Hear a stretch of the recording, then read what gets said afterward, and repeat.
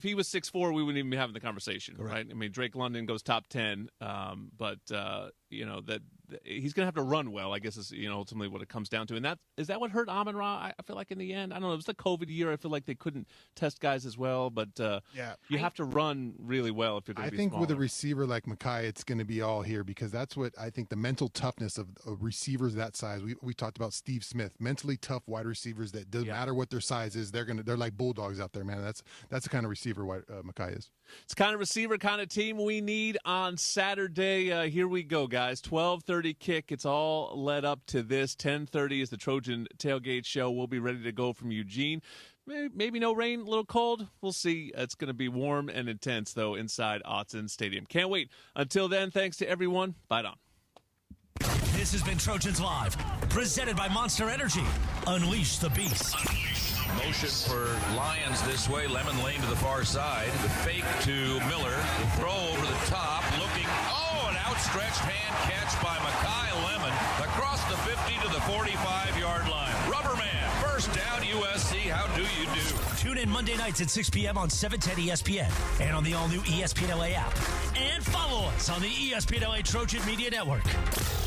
Trojans Live is an exclusive presentation of Play Fly Sports on 710 ESPN and the ESPN LA Trojan Media Network. Do you do?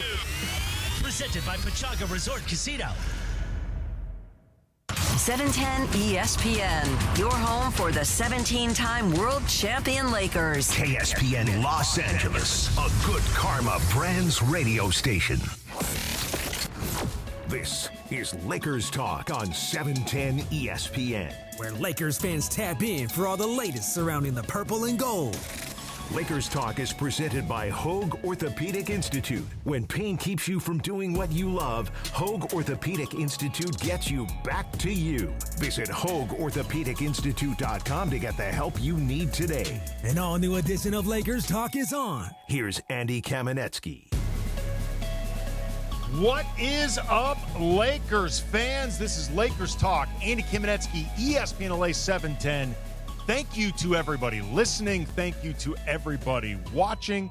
Thank you to the Lakers Talk community, which has been awesome throughout our various nights, our various times. Whenever we've been all over the schedule, you guys have always been with us.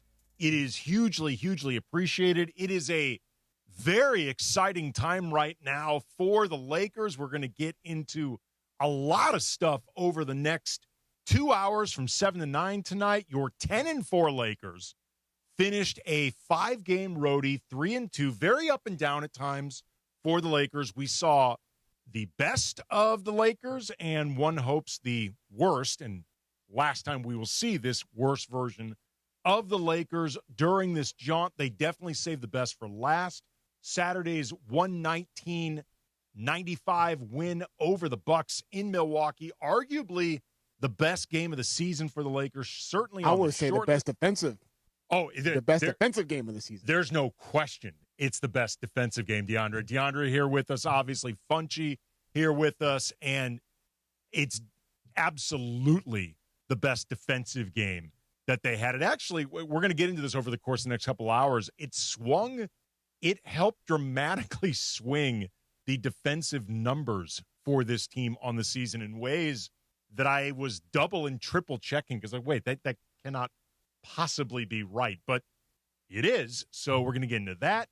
I want to talk about DeAndre Ayton in particular, who his road trip got progressively better, culminating with one of his best games of the season, another 20-10 night, plus the defense that he played on Giannis, I thought was fantastic. He had the primary assignment guarding the Greek Freak, which, to be honest, I did not necessarily expect. The Lakers were dealing with so many last-minute absences. LeBron obviously was not available, Gabe Vincent not available, but Rui Hachimura and Marcus Smart, very last-minute scratches. The coaching staff was scrambling, J.J. Redick said, to figure out how they wanted to approach Milwaukee.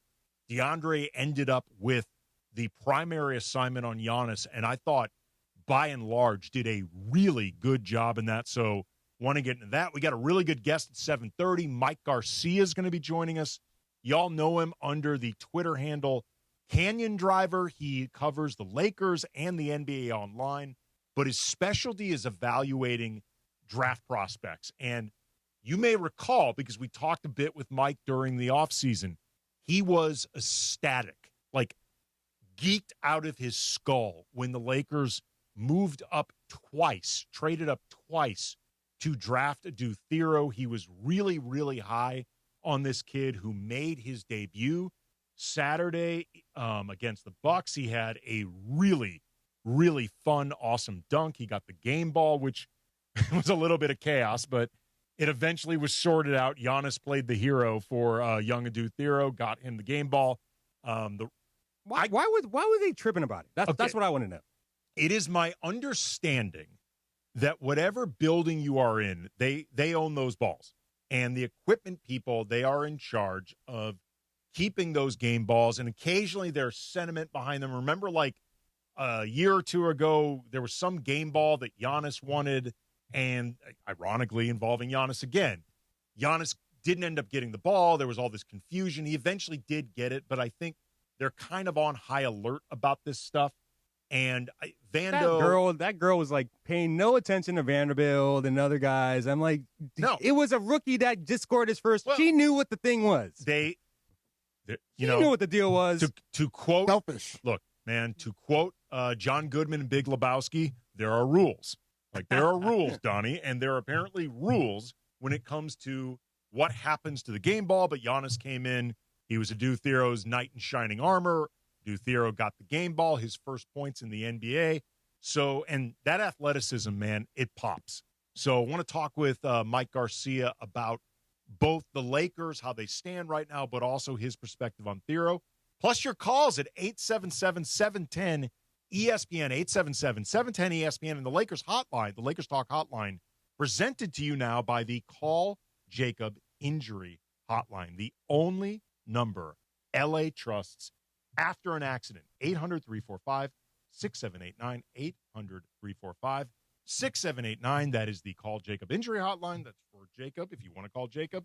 And in the meantime, if you want to call us, 877-710-ESPN. But of course, we begin with LeBron James making his return to practice today in El Segundo. I, along with a very crowded group of media, I was there in El Segundo this afternoon. For that matter, Gabe Vincent, which I was not necessarily expecting, he practiced in full today. JJ mentioned how this was the first time in a while where they've had everybody available for a full practice. Rui Hachimura and Marcus Smart, who missed Saturday's game, they both practiced. JJ said he expects him to play. Neither one of them is on the injury report that the Lakers released an hour or so ago. LeBron and Gabe are both listed as questionable, but LeBron, for the first time in a while, spoke with the media and talked about what he's seen from the Lakers thus far, his conditioning, his process getting back.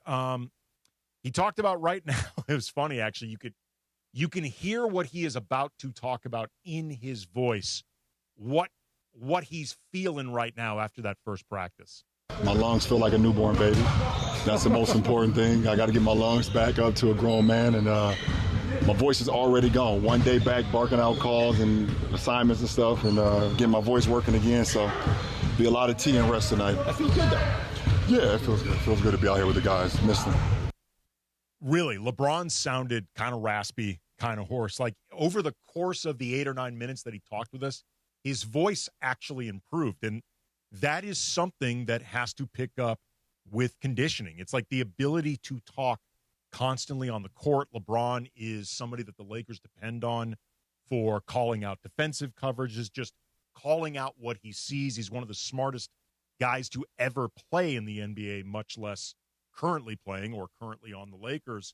He also described the whole process of dealing with sciatica, what sciatica feels like, and let me tell you, man, he ain't recommending any of y'all catching some sciatica. You ever had it? Never. Anybody ever had it? Some version of it. What did you know about it before you? I've had it. I had it 2 years ago. If you had it, then you know what the hell it's about. If you ain't never had it and people making jokes about it, I pray you never get it. It's not fun. Did you have it during the season 2 years ago or off? No, off season. And that was actually me asking LeBron, clarifying with him, like, wait a minute, were you dealing with sciatica during the 2023 season?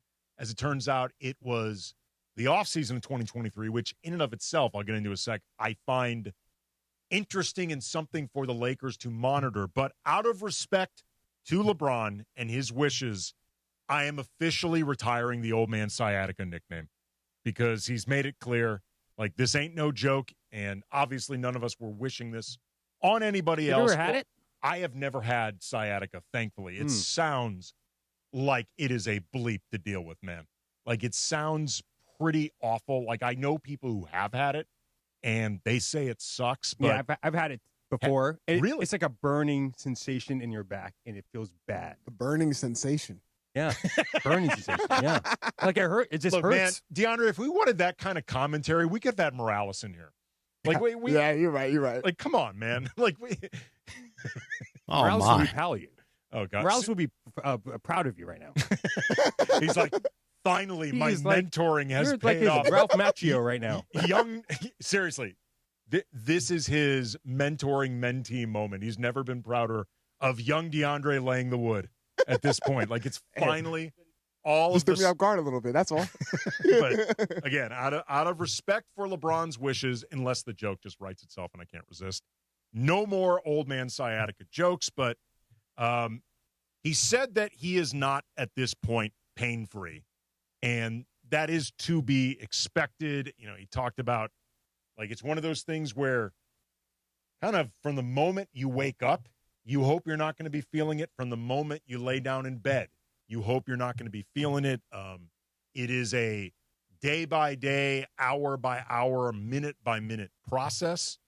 But LeBron got through practice, whether today or the sessions that he had with the South Bay Lakers, seemingly pretty well. He's listed as questionable, and he and J.J. Redick both made it clear that it is not a given that he will play tomorrow.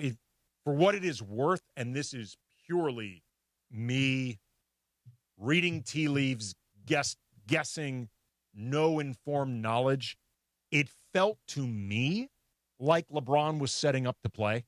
Like, it felt to me like he was preparing, unless there is some type of specific setback, I want to give this thing a go. And maybe his minutes will be limited, which might be something that they would be looking to do anyway as part of this process. And that's part of the luxury that the Lakers have with being 10-4. They also have the luxury of this quirk in the schedule where they play tomorrow against Utah. And by the way, that game obviously is going to be right here on 710 ESPN, 6 o'clock. You got the pregame with Beto, 7:30. John Ireland, Michael Thompson with the call. Then postgame again with Beto. All games obviously can be heard right here on 710 ESPN. They play tomorrow against the Jazz. Then they don't play again until Sunday in Utah, again against the Jazz. So there is a lot of time for LeBron to keep building himself back up, to keep practicing with the team, whether he plays tomorrow, whether they decide he's still not quite ready. They use more of a ramp up, and he eventually plays Sunday in Utah. It seems to me like they are gearing up for him to play pretty soon, and they're pretty confident that this is going to happen. If for no other reason than I don't think they would put LeBron in front of us and build that expectation only for him not to play soon. So let's assume LeBron is going to play tomorrow. All right, DeAndre, Sunday. just what was the level of... That was Mike Trudell and DeAndre Ayton. I did not mean, that was from Saturday. Accidentally hit the cursor, which was on the postgame of DeAndre Ayton, talking with Mike Trudell. But let's assume for the moment LeBron does play tomorrow. What are some of the things that we are going to be looking for from LeBron? How does this affect the rotation? Do we think that his role may change, given that the Lakers are already 14 games in? We've seen Luka Doncic and Austin Reeves really step up as the engines of this team. DeAndre Ayton playing well, Rui Hachimura playing well. Like, what are we looking for from LeBron? Again, 877-710-ESPN, the Lakers Talk hotline, presented to you by the Call Jacob Injury Hotline. This is Lakers Talk. Andy Kamenetsky, ESPN LA 710. DeMarco and Travis. Z, I'm trying to touch this thing. Running afternoon drive on ESPN LA. You know what you've done a good job with today? What? Been on the mic. Thank you. Yeah. Z, I'm trying to touch this thing. Yeah. Pause, and I need it as a drop. Wow, that's great. Wow. No one thought of that until you said something. You got a dirty mind. I do. Right? There you go. Yeah. There you go. You got a dirty mind. It's afternoons with DeMarco and Travis. Weekdays 3 to 6 on 710 ESPN, the ESPN LA app, and live on YouTube. Have you heard the refinancing rule of thumb that says you have to drop your rate at least 0.5% to refi because it'll take several years of savings to recoup the closing costs for a refi? The Loan Exchange says the rule is nonsense. With a Loan Exchange free closer, you can lower your rate without paying any cost whatsoever. That's right, lower your rate with no cost and your balance doesn't go up. You start saving on the first day you have the loan and every day thereafter. If you decide to move next year or rates drop further, you can exchange that loan for another without losing a dollar that was tied up in closing costs. Today's 30-year fixed free closer rate in APR is 5.875%. So if your current mortgage rate is higher than 5.875%, give the Loan Exchange a call at 855-752-9944 or log on to theloanexchange.com. It won't cost you a thing. NMLS 1637539. Loan subject to credit approval. See website for licensing information, loan terms and conditions. Equal housing lender. Call 855-752-9944 or visit theloanexchange.com.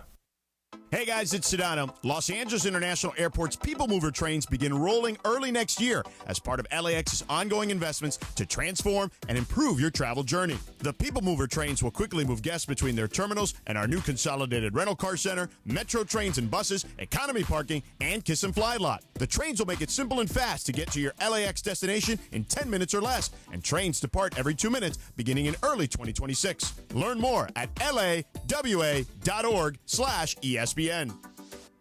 Pechanga Resort Casino is rewarding you on another level. Bring in a rewards card from one of 16 Southern California casinos and access exclusive benefits with Pechanga's tier status match program. Qualified members can even win $25,000 club dollars. But hurry, this limited time offer ends December 31st and match statuses remain valid through January 31st, 2026. Open to new and existing Pechanga club members. Visit the club at Pechanga for more details. Must be 21 or older with valid ID. This college football moment is brought to you by ServPro. College football teams have moments they recovered from and made it like it never even happened. Like on October 2nd, 1993, when the University of California faced a 30-0 halftime deficit to Oregon. Cal went on a remarkable 42-11 run in the second half to capture a 42-41 victory, one of the largest comebacks in college football history. ServPro, like it never even happened.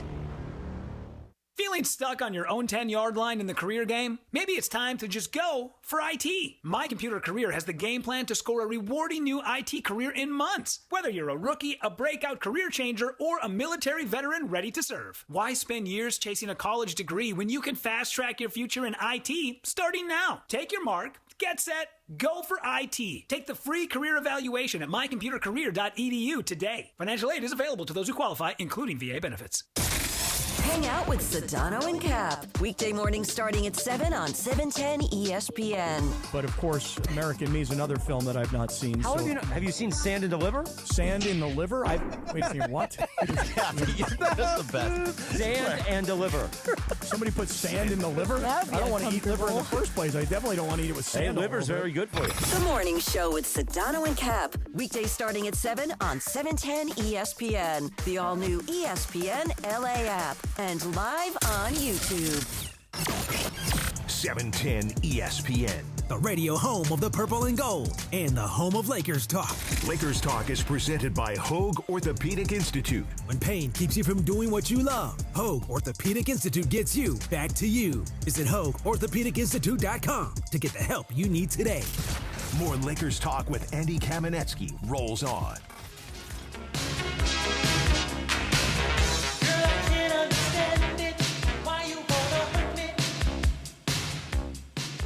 I want to say when this song Party All the Time came out, Eddie Murphy had the #1 movie at the Beverly same Hills Cop or something? Something like that. Yeah, like he was like the ruler of the world. Yes, he was. Like, it cannot be overstated how big Eddie Murphy was in the 80s. Like, he was a monster. One-hit wonder. Lakers talk. Andy Kamenetsky, ESPN LA 710. Reminder, in about 15 minutes, we're going to talk with Mike Garcia. Y'all know him on Twitter as Canyon Driver, at Canyon Driver. He covers the Lakers online, the NBA, but also very, very much specializes in draft prospect evaluation. He is a big-time Adu Thero enthusiast. Thero made his debut Saturday versus the Bucks. Had a lot of Laker fans, because I saw on Twitter at Cam Brothers or in the comments section, the YouTube for Locked On Lakers, which is available 5 days a week everywhere you get your podcasts. Monday through Friday, always free. And for the sickos who like to watch, there's a YouTube component. Adu Thero's got a lot of Laker fans already excited after just about 4 to 5 minutes of action. So we're going to get Mike Garcia's thoughts on Adu Thero. Already anointing him Paul George. Okay.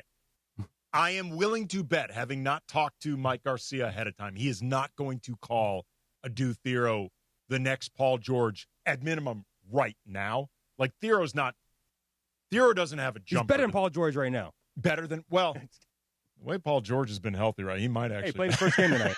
That's true. I mean, look, the playoff P jokes, all that notwithstanding, I never root for guys to be injured, never root for them to struggle like that. Paul George seems like a perfectly nice guy.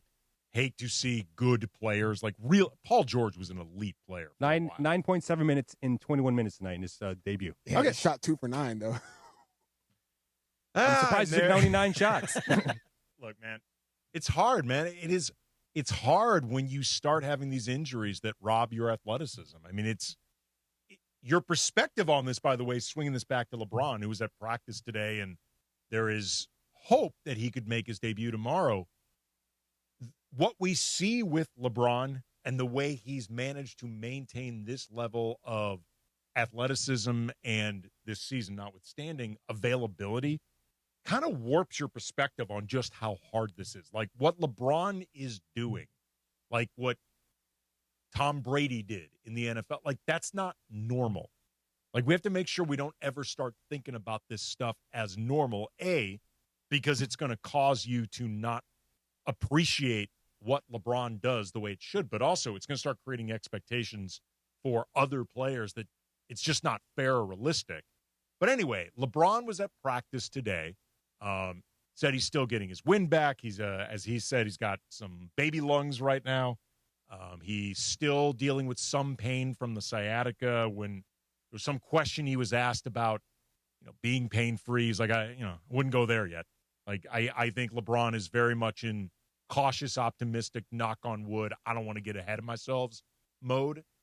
But he was asked, though, and it's the natural question, about what he's seen so far with the Lakers, the 10-4 start, the way Luke has played, Austin Reeves has played, DeAndre Ayton, Rui down the line, and whether he debuts tomorrow, he is questionable for tomorrow's game. Whether he debuts Sunday, the next game the Lakers have in Utah, both of these upcoming games are against the Jazz. What does he envision for his role with the Lakers moving forward? And his response is basically whatever the hell you want it to be. The best thing about me and the way I've built my game over my whole life and my coaches since I was in Little League, I've never had a position. Spo always just say, positionless basketball, be positionless. There's not one team, one club in the world that I can't fit in and play for. I can do everything on the floor, so whatever this team needs me to do and more, I can do it when I'm back to myself. You mentioned just how the chemistry has been, yeah, and the vibes have been high. Yeah. What's kind of been the dynamic between you kind of getting back integrated with the guys, and has anything surprised you about? Yeah, I got to work my way back into it. I mean, the guys have been doing road trips, shoot-arounds, been on flights, so I got to work my way back into the fold of things. So it's kind of like a kid going to a new school again, just kind of, got to learn the guys and everything. So they got some great chemistry, and I'm just, feel my way back in and do it organically. So it shouldn't be hard, but definitely it's going to be a fill-out process. And J.J. Redick also, when asked about LeBron's role and whether he would adapt to whatever is new for the team this year, maybe new for LeBron. JJ said, quote, I would describe him as very adaptable, not just in my time, but he's adapted throughout his career to the system, his teammates, what the game requires. The league has evolved. He's evolved. That's why he's still in year 23 and coming off an all-NBA season in year 22. I think he's always been able to adapt.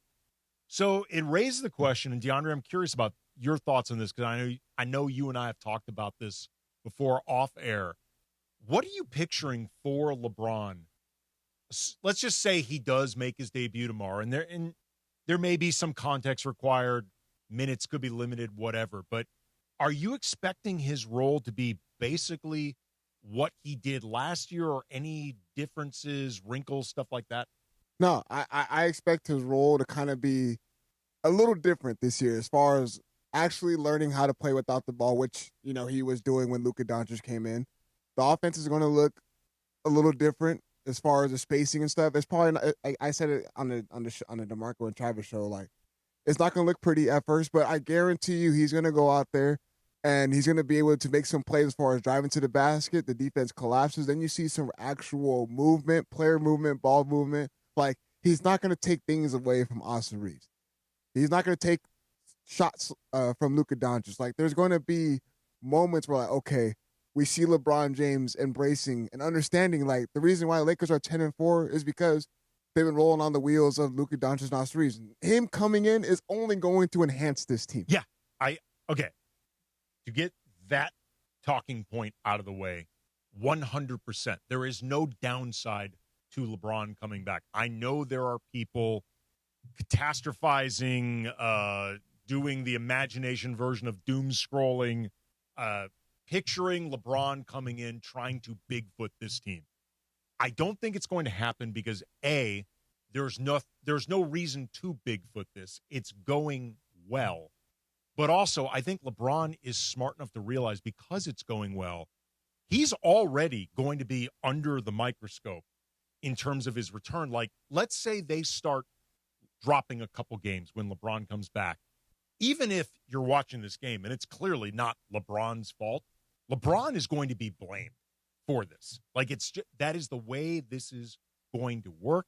I can picture it happening locally. I can definitely picture it happening nationally in the way, I mean, Skip Bayless is right now just sitting around just waiting for the first 6 of 21 He's tapping nights. his fingers right now on the desk. Oh, he's like, please, can I get the status on LeBron? It's like waiting for Beetlejuice to appear. he's just waiting to emerge right now to talk about why LeBron is overrated, blah, blah, blah, blah, blah. LeBron's smart enough to realize there's no reason to do it. There's no upside to do it. And at this stage of his career, where I'm sure he's still going to be a good player, but dude's dealing with sciatica, which I promised I'm not going to make any jokes, but the jokes write themselves. For a guy that's about to turn 41, dealing with sciatica, those jokes write themselves. This is a luxury for LeBron to actually join a team that needs him to be there. Like, to be the best version of themselves, they need LeBron, full stop. But they don't need LeBron to be supernova LeBron every night. He's not expected to carry this team. He shouldn't. Like, it's not fair to ask somebody of LeBron's mileage and age to do that, but he's not actually asked to do it. He's not expected to do it. He's not the best player on this team. It's Luka. It's just so funny that they dropped that game in Atlanta, and everyone's like, well, this is going to be the storyline when LeBron James doesn't play. And all of a sudden, when he's starting to ramp up and he's actually practicing out there, getting reps in with the G League guys, everyone's like, oh, I don't want LeBron James to come back because he's going to ruin the chemistry between Austin Reeves and Luka Doncic. I'm like, look, if you guys just understand that this is not new to him as far as, like, understanding and embracing and knowing that he's going to put himself in the best position possible to succeed for himself, but also as a team, like, long-term, you don't think LeBron James wants to win another championship, especially for the Lakers?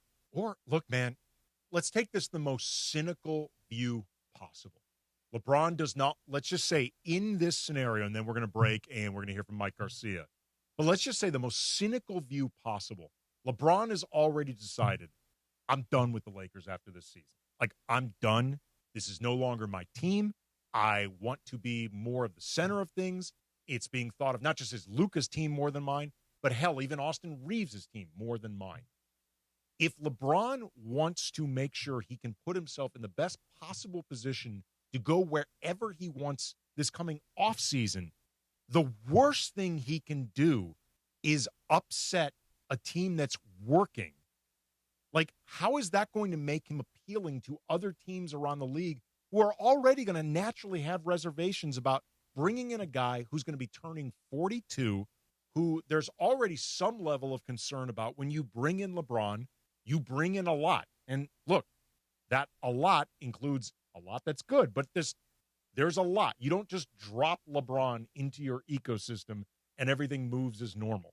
So, like, the worst thing LeBron can do is try to Bigfoot what's been happening right now. Like, even if you think LeBron is unhappy that he's not the man, he's smart enough to realize trying to Bigfoot the situation doesn't help him.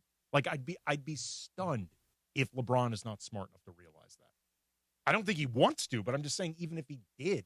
Simple as that. I know we got a break, but again, just imagine how this offense is going to look with him in the mix. Yeah. That's it. Just vision that. Right. And we're going to talk about that more. 877-710-ESPN. If you want to weigh in, 877-710-ESPN. But coming up next, going to talk some Lakers and a do Thero with Mike Garcia. You know him on Twitter, at Canyon Driver. Lakers Talk, Andy Kamenetsky, ESPN LA. Sedano and Cap are flexing their sports knowledge and their biceps. I mean, Cappy's Bymans were kicking. Well, Beto was saying that Tijuana HGH you're using is working. Jorge's Primo goes down to TJ for me. So don't pay me on this. No, that's true, man. His Primo. I give him $200. The Morning Show with Sedano and Cap. Weekdays starting at 7 on 710 ESPN. The all-new ESPN LA app. And live on YouTube.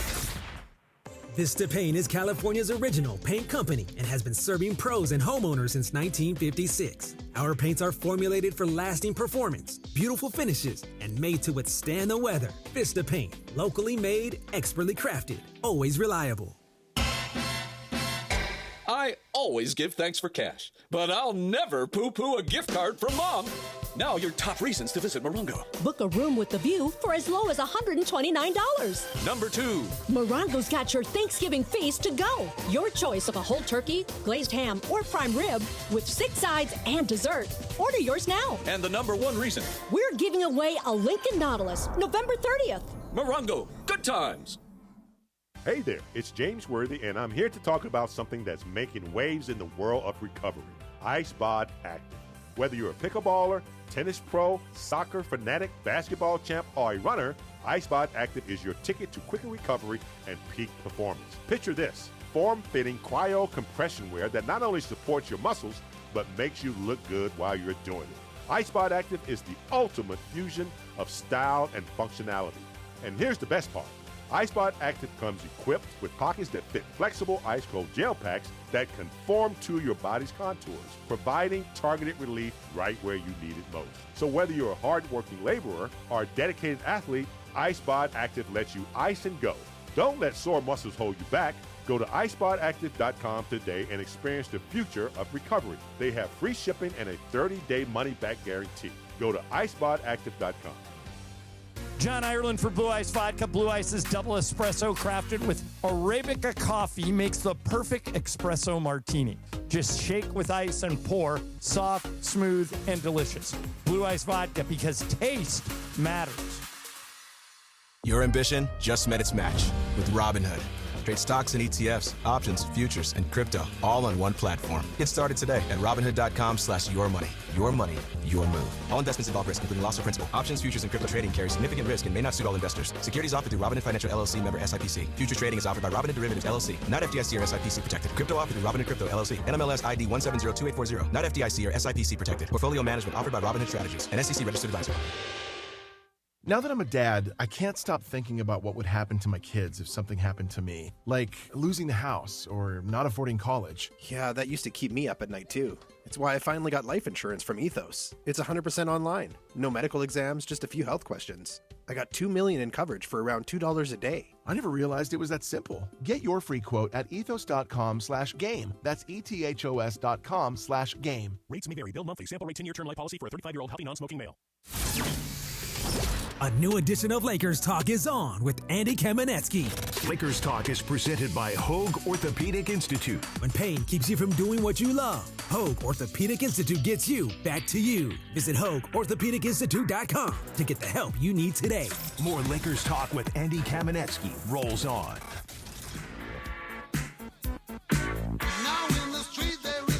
Let me tell you something. When this song, Electric Avenue, Eddie Grant, first came out, I was like 10 or something. It seemed just like a happy song about a guy driving down Electric Avenue. Man, you get older, you listen to those lyrics. Eddie Grant was mad. This is an angry song. It's about a riot. That's actually what it's about. It's about the video was really cool too. What? The video was like the graphics and stuff of the video was really cool. Absolutely. Yes, I mean, I was a kid and didn't know what it meant too. And for the youngins out there, it just reminds them of Pineapple Express. Good movie. It is a funny movie. Seth Rogen driving around. Mike Garcia, y'all know him on Twitter at Canyon Driver. He covers the Lakers and the NBA online, and also his specialty is NBA draft prospect prognostication, and he was super excited in the moment when the Lakers traded up twice to draft Adu Thero, who finally made his debut Saturday in the win against the Bucks. He had a hell of a dunk that had fans buzzing. You could see the athleticism. So, going to talk with Mike Garcia about both the Lakers and young Thero. Mike, how are you, man? I'm doing well. How are you doing? Doing great. We're going to talk about Adu Thero, but before we get into him specifically, we're coming off one of the biggest wins for the Lakers this season in Milwaukee, 3-2 road trip. They're 10-4 now for the season without LeBron having played a single minute for them, other guys in and out. What are your overarching thoughts on the team so far and what we've seen before we get into specific players or anything like that? So when I think about the Lakers in terms of the regular season, I think of it as it's a wave. There's ups and downs, and we've already seen one up and down. We saw wins against the Spurs, and then all of a sudden we go on this road trip and the Lakers drop the game against the Hawks, and then the next following game, they pick it up in the second half against Charlotte, and now it's like they're building up the steam again, and it showed against the Bucks, so I was very encouraged by how they play in the last game for sure.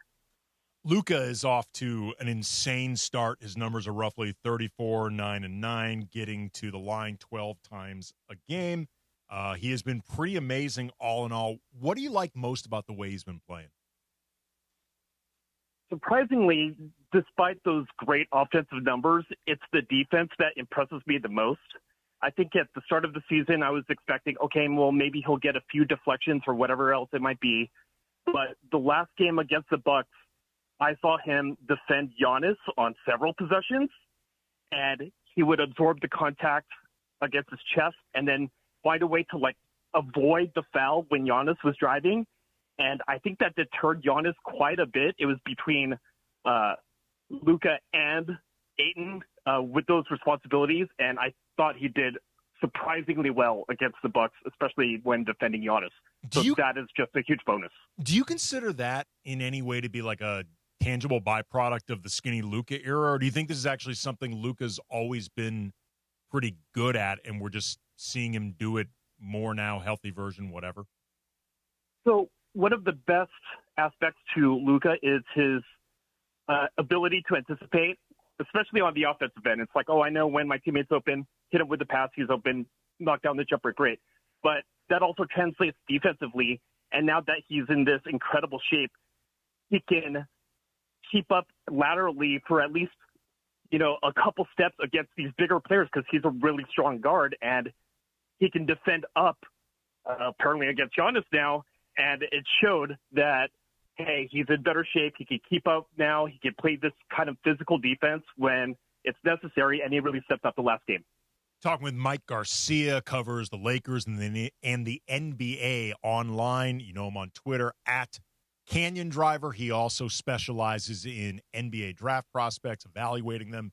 A big Adu Thero enthusiast. We're going to get into that. Austin is also off to a very strong start, averaging right now 25, 5, and 8. What's jumping out with you to him most? I'm really surprised by how well he's able to switch between being the captain of the team when it's necessary for him to run the actual offense by himself, and then coming off of injury, just slowly getting better, and just switch back to being, okay, I'm this part-time secondary initiator, and I can be a shooting guard and spot up when necessary. And it's relatively seamless between both spots, and he's still a positive impact player either way. So that's a very rare skill to have in an NBA player, and especially important for this Lakers team.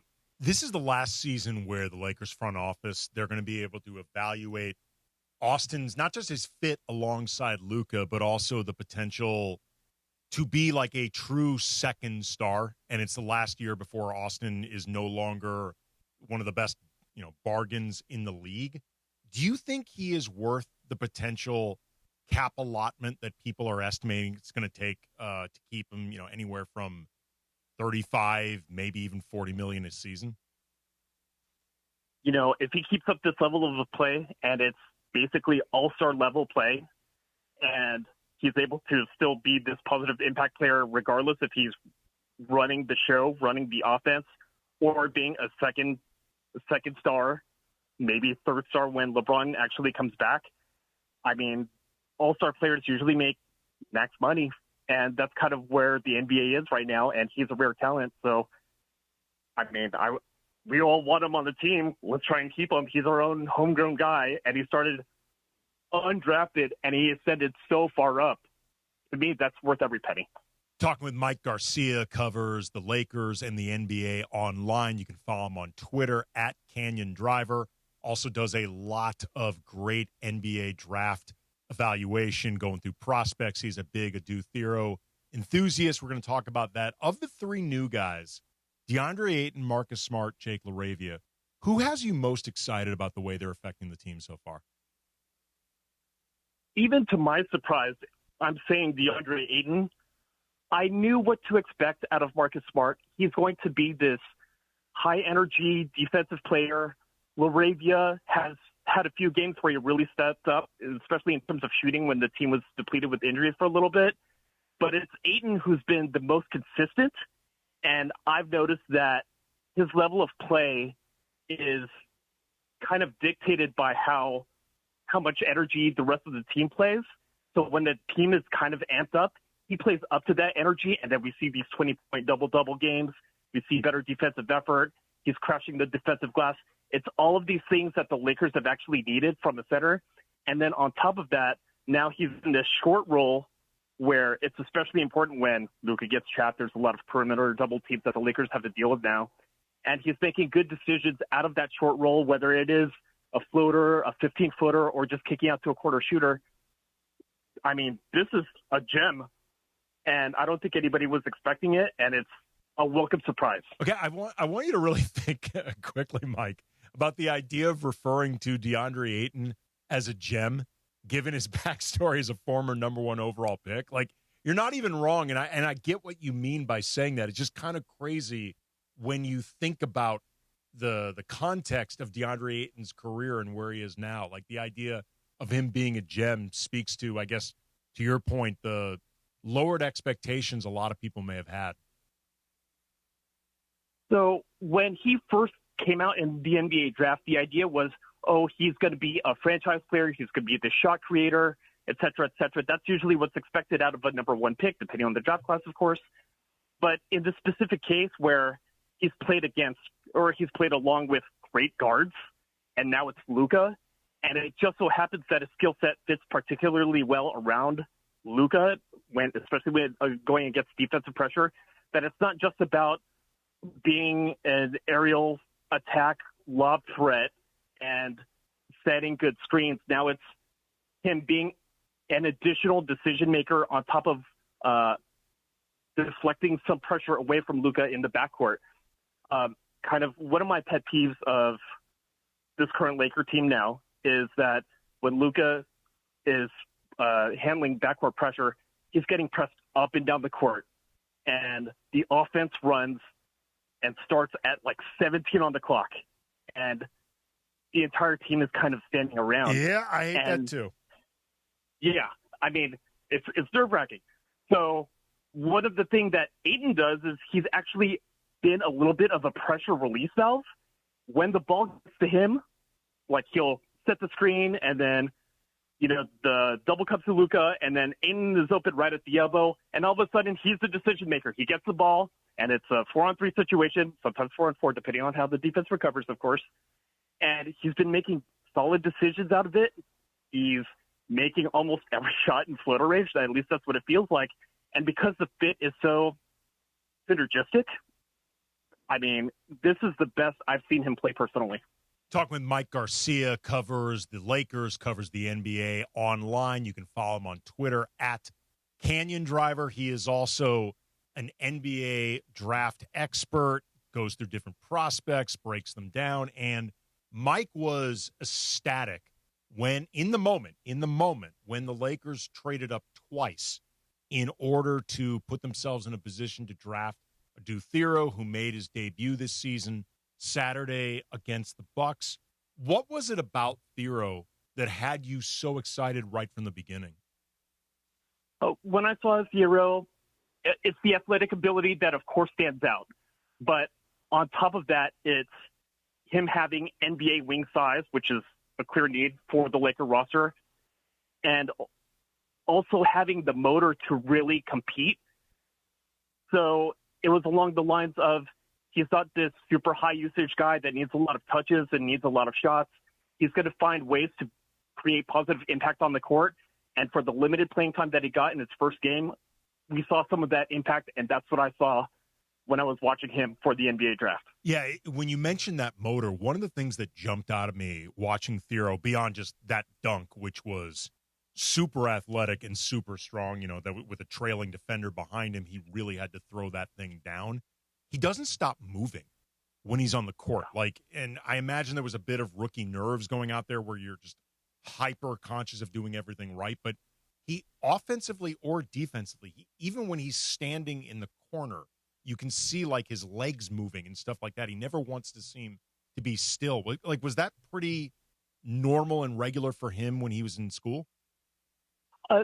That's what I saw in the game tape. I saw a guy who's willing to crash the boards, make defensive plays, but back at school he was having a little bit more offensive utility as a slasher, getting the ball behind the three-point line, sometimes spotting up, sometimes attacking the paint. That may not be his primary role for this current team for obvious reasons with such great playmakers, but it gives him a particular role that he can thrive in, which is he's going to be this off-ball guy who has at least flashed some ability to shoot threes, hoping that eventually gets better. But when he backdoors the defense and goes up, it's with all the athletic ability, all of the strength, and he's going to have that lob threat ability as well. And we don't really have that at the wing position to that kind of vertical height. So that really stands out with Thero. Does he have good hands? Because one of the things I've noticed with Vando, who obviously has great athleticism, and I know a lot of fans see Thero in something of a Vando mode, Vando's hands are problematic. And I think they get in the way of a lot of offensive utility he could have. How are Thero's hands? I mean, he's growing into his hands still. That's one of the things about the NBA draft. A lot of these kids are still kind of growing into their bodies, and they're discovering, hey, I can jump out of the gym now. I can be this hyperactive defender.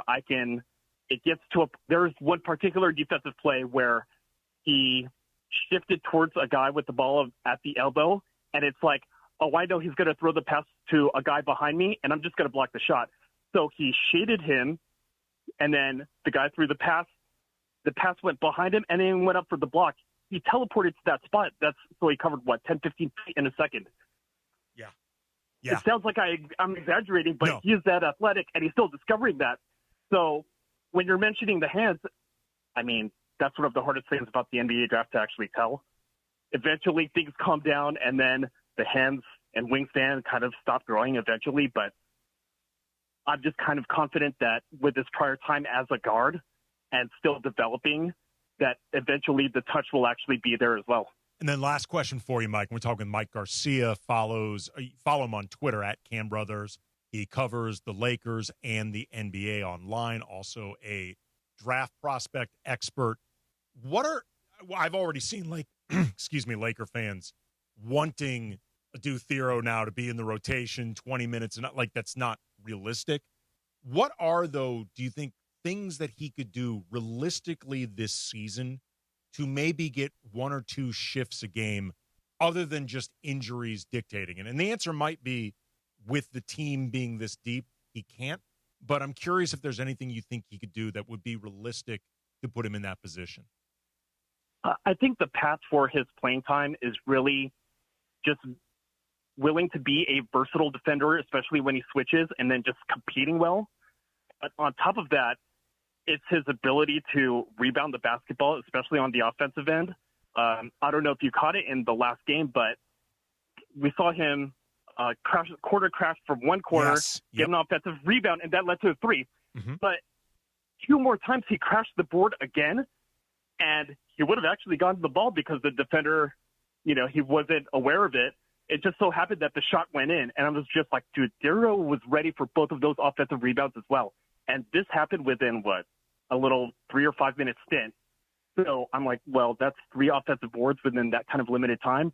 If he could stay out of foul trouble and switch defensively, compete, hit the glass, and be a finisher, that's a lot. I mean, that's how you work your way into getting one shift. He is Mike Garcia. He covers the Lakers and the NBA online. Follow him on Twitter at Canyon Driver. He does great NBA prospect draft coverage every year. You will love it. Mike, as always, appreciate the time, brother. Thank you. Thank you very much. And Mike appears with us on Lakers Talk on the Lakers Talk hotline, presented to you by the Call Jacob Injury Hotline, the only number LA trusts after an accident. The number is 800-345-6789, 800-345-6789.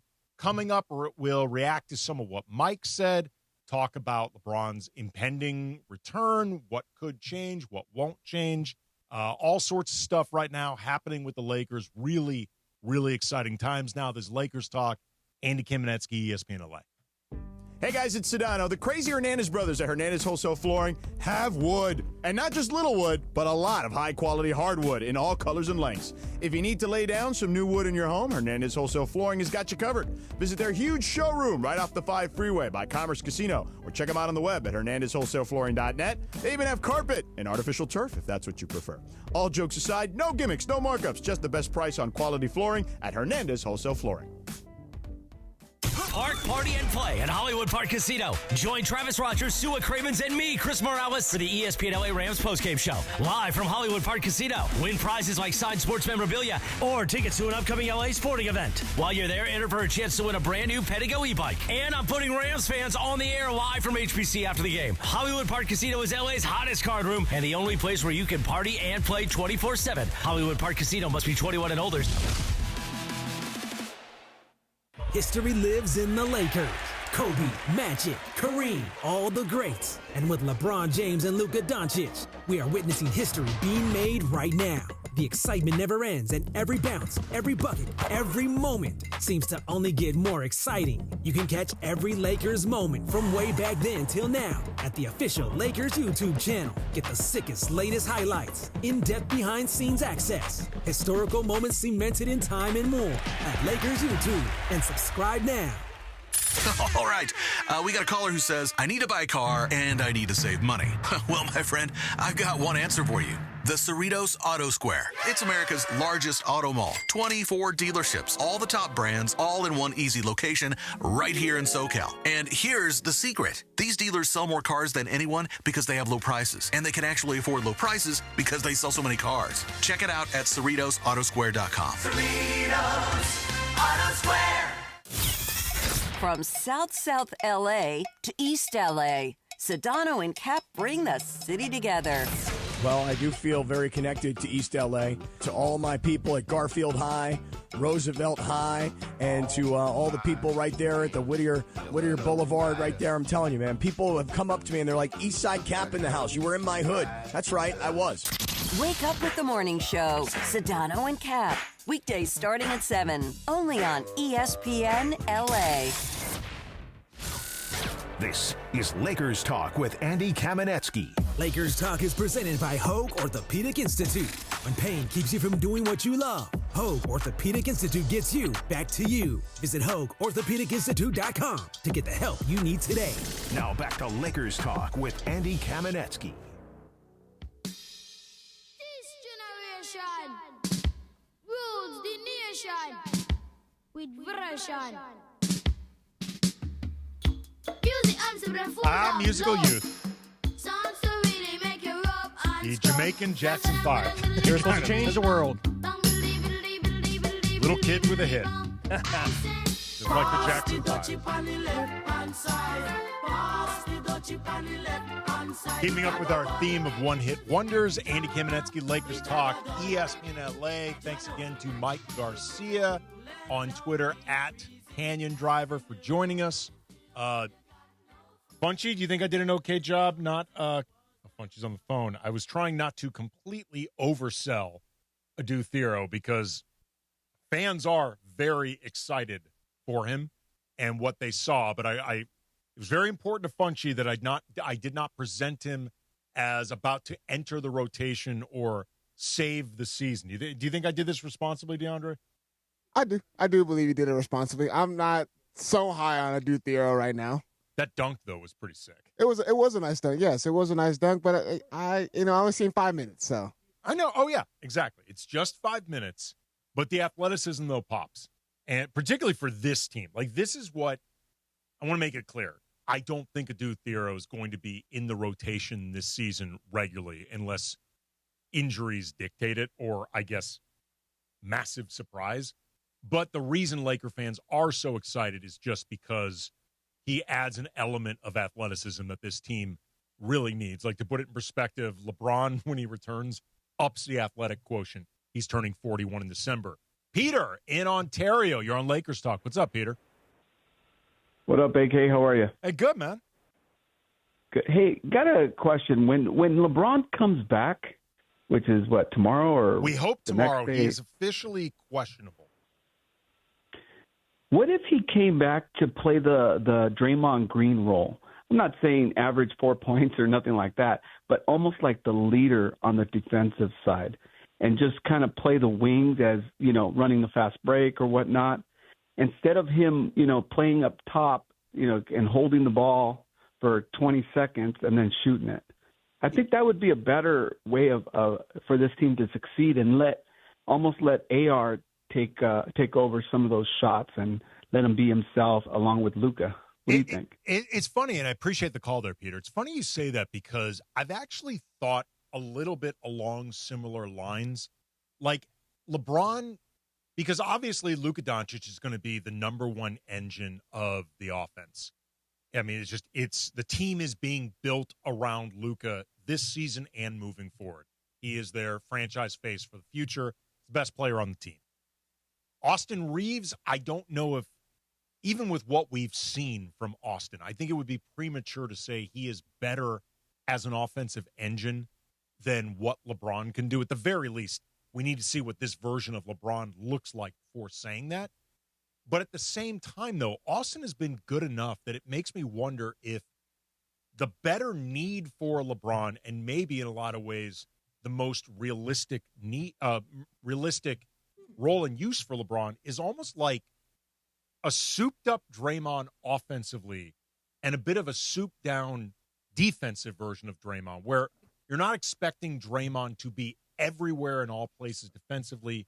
You're not expecting him necessarily to always take the most difficult, 1 through 5 assignments, switching everywhere, stuff like that. But using LeBron in a lot of ways as a roamer and a center fielder defensively, calling out the coverages, seeing different things, like using that intelligence to be a captain defensively, even if, again, you're not looking at him to be defensive player of the year type candidate that we saw from Draymond even last year, but also doing things offensively that Draymond has never been able to do. Like a bit of a souped up offensive version of Draymond, a bit of a souped down version defensively, but kind of in a Draymond third, if you want to call it third option. Are we really doing the Draymond thing with LeBron? Yeah, because when I'm talking about a version of Draymond that averages 15 to 20 a night. Yeah, but I don't know.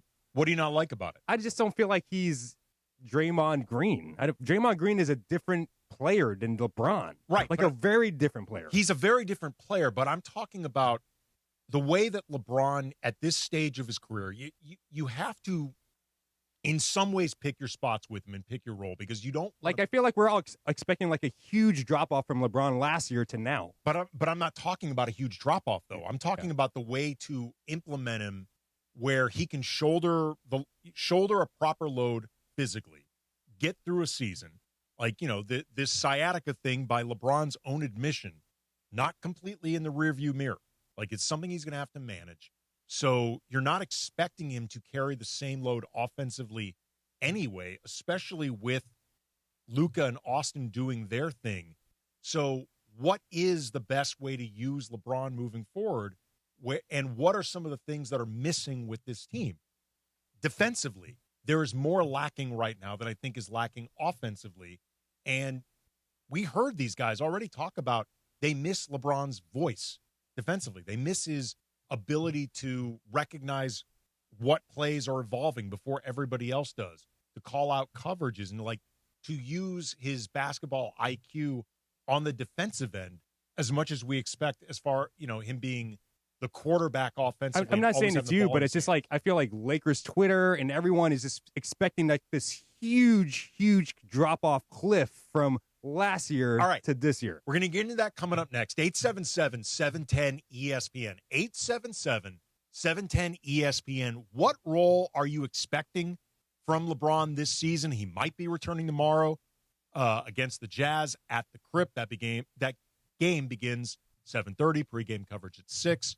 What are you looking for, LeBron? What do you think is the best use of LeBron? Do you have any concerns about LeBron coming back?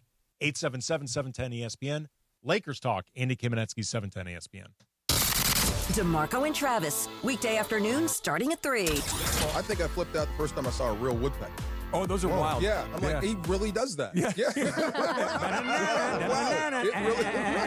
Wow. We need a drop. We need that as a drop. You didn't think I had that in me? No. There you go. The DeMarco and Travis Afternoon Show. Weekdays from 3 to 6 p.m. on 710 ESPN, the ESPN LA app, and on YouTube at ESPN Los Angeles. This show is sponsored by BetterHelp. Hey, it's May. Shorter days don't have to be so dismal. It's time to reach out and check in with those you care about and to remind ourselves that we're not alone. This month, don't wait to reach out. Whether you're checking in on a friend or reaching out to a therapist yourself, BetterHelp makes it easier to take that first step. Our listeners get 10% off their first month of therapy. Just call pound 250 and say the keyword timeout. That's keyword timeout after calling pound 250. Children's Dental Fun Zone is the one-stop shop specializing in children's dentistry and orthodontics for over 23 years. From routine care, braces, and aligners to orthodontic planning. With emergency hours available and flexible scheduling options, Children's Dental Fun Zone accepts Medi-Cal, PPO, and HMO insurance plans. For a free consultation, visit cdfzone.com or call 833-586-7898. That's 833-586-7898. And let them know ESPN LA sent you. Children's Dental Fun Zone. Sparkling smiles, happy kids. You and I make decisions every day, but on PrizePicks, being right can get you paid. So don't miss any of the excitement this sports season, because on PrizePicks, whether you're a football fan, a basketball fan, or a fan of both like me, it always feels good to be right. Been doing a ton of PrizePicks for football season, but with the start of basketball season, you don't think I'm going to be riding that Luka train night after night? Absolutely. And PrizePicks now's offering stacks, meaning you can pick the same player up to 3 times in the same lineup. You want to pick more on Luka's points, threes, and assists? Now you can pick all of them in the same lineup only on PrizePicks. Plus, you can follow other PrizePicks players directly on the app and copy their lineups in one pick. Whether it's a friend, a celebrity partner, or just someone whose picks you like, hit the follow button and check out every lineup they create in the new feed tab on PrizePicks. Download the app today. Use the code TRAV to get $50 in lineups after you play your first $5 lineup. That's code TRAV to get $50 in lineups after you play that first $5 lineup. PrizePicks. It's good to be right. Your fantasy roster is set, the Smack Talk is heating up, and this season, ESPN Bet is giving you more ways to ride with your squad. Introducing the ESPN Bet Fan Center, where you can instantly link and bet on your fantasy teams right in the ESPN Bet app. An enhanced sports betting experience only from ESPN Bet, the sportsbook for sports fans. Make the connection today with ESPN Bet Fan Center and the ESPN Fantasy app. ESPN Bet Sportsbook, download the app today. Must be 21 plus. Gambling problem, call 1-800-GAMBLER. Terms and conditions apply. See app for details. Are you ready to unleash the beast? Monster Energy is here to give you the edge this college tailgate season. Loaded with bold flavors, our powerful blend gives you the energy you need to push you beyond your limits. Tune in all season long with Monster, the energy drink of ESPN Radio College Football Tour. Power your performance with a drink that's as hungry for victory as you are. Crack open an ice-cold Monster and dominate your competition. Monster Energy. Unleash the beast. Grab yours today. Hi, this is Sean McVay of your LA Rams. The Rams play here. KSPN, Los Angeles. 710 ESPN. A good karma brands radio station. This is Lakers Talk on 710 ESPN. Where Lakers fans tap in for all the latest surrounding the purple and gold. Lakers Talk is presented by Hoag Orthopedic Institute. When pain keeps you from doing what you love, Hoag Orthopedic Institute gets you back to you. Visit HoagOrthopedicInstitute.com to get the help you need today. An all-new edition of Lakers Talk is on. Here's Andy Kamenetsky. Lakers Talk, Andy Kamenetsky, ESPN LA, 710. Thank you to everybody listening. Twitter right now is hopping with the show. Very, very much appreciated. A lot of folks watching us on Twitter. Make sure also to follow Mike Garcia on Twitter at Canyon Driver. We were talking before about LeBron's role when he returns to the Lakers. Hopefully that is tomorrow against the Jazz. That game's 7:30 at the Crypt. Pre-game coverage can be heard right here on 710 ESPN beginning at 6 o'clock with Beto Duran, followed by the tip. Michael Thompson and John Ireland on the call. That's at 7:30. Then you've got post-game coverage with Beto Duran. Again, all Laker games can be heard right here on 710 ESPN. Interested in hearing what people think. 877-710 ESPN when it comes to LeBron's role moving forward, what you want to see from LeBron, what concerns you have about LeBron coming back, what excitement you're feeling. What do you think the lineup should be? Actually, the starting lineup when LeBron comes back, obviously, unless he decides or they decide collectively to play him off the bench to begin as he's coming back from the sciatica. I don't think LeBron has ever come off the bench in his career. He has. He has twice. It must have been his rookie year, huh? Nope. Twice. First time he came back, I don't remember all of the details of it, but was when he was with the Cavaliers. I want to say the first stint, I don't remember for sure, but he was with the Cavaliers. And remember Anderson Varejao? Sideshow Bob haircut, all that stuff? Of course I do. So Anderson Varejao had been in some type of pretty ugly contract dispute with the Cavaliers, and I think he actually held out during part of the season. And he eventually worked out something with the Cavaliers, and he was back. But the fans were really upset about this. And I think it was his first game back. And there had been concerns that he would be booed in his first game back. So LeBron opted to come off the bench for that game. So he would basically come into the game with Anderson Varejao thinking that should cut down on the boos because they're not going to boo me. So hopefully, it's actually an awesome moment and gesture by LeBron as a teammate. I mean, he basically was serving as Anderson Varejao's meat shield, which is awesome of him to do. So that's the first time. The second time came in 2023 with the Lakers. He was coming back from injury, and for whatever reason, I don't recall all the details off the top of my head, but they decided, injury, injury rehab, coming back from that. We're going to play LeBron off the bench. I want to say he only played like 20 minutes, but he played off the bench, and for some reason, I don't know why, and even afterwards, Darvin Ham conceded, yeah, I overthought this. I don't know what I was thinking. LeBron coming off the bench somehow meant Rui got a DNP CD. Like he, for whatever reason, could not find the floor combinations or the time for Rui. And Darvin admitted afterwards, like, yeah, I overthought this. Like, I very much made this more complicated than need be. I apologize to Rui. Like, this was silly. But that's the thing I remember about LeBron playing off the bench that one time with the Lakers, because it led to Rui inexplicably getting a DNP CD, by the way, in a game that the Lakers lost, which made it seem even worse. Yeah, I was looking it up right now. They lost to the Chicago Bulls that night. Yeah. And they needed that game, too. Yeah, the always super competitive Chicago Bulls. Yeah, it was like they needed that game for the play-in. Get in the play-in. I remember that game just being like, dude, wait, like, is Rui hurt? Like, is he hurt and nobody told us? Because this is just bizarre. But anyway, unless LeBron and, JJ and the medical people and all of them decided that it's better for LeBron to ease his way back coming off the bench, he's going to start. Austin's obviously going to start. Luka's going to start. DeAndre Ayton's going to start. That makes it a question between, really realistically, Rui or Marcus Smart as the fifth starter. I think, as I've said all season, that fifth starter should be Marcus Smart.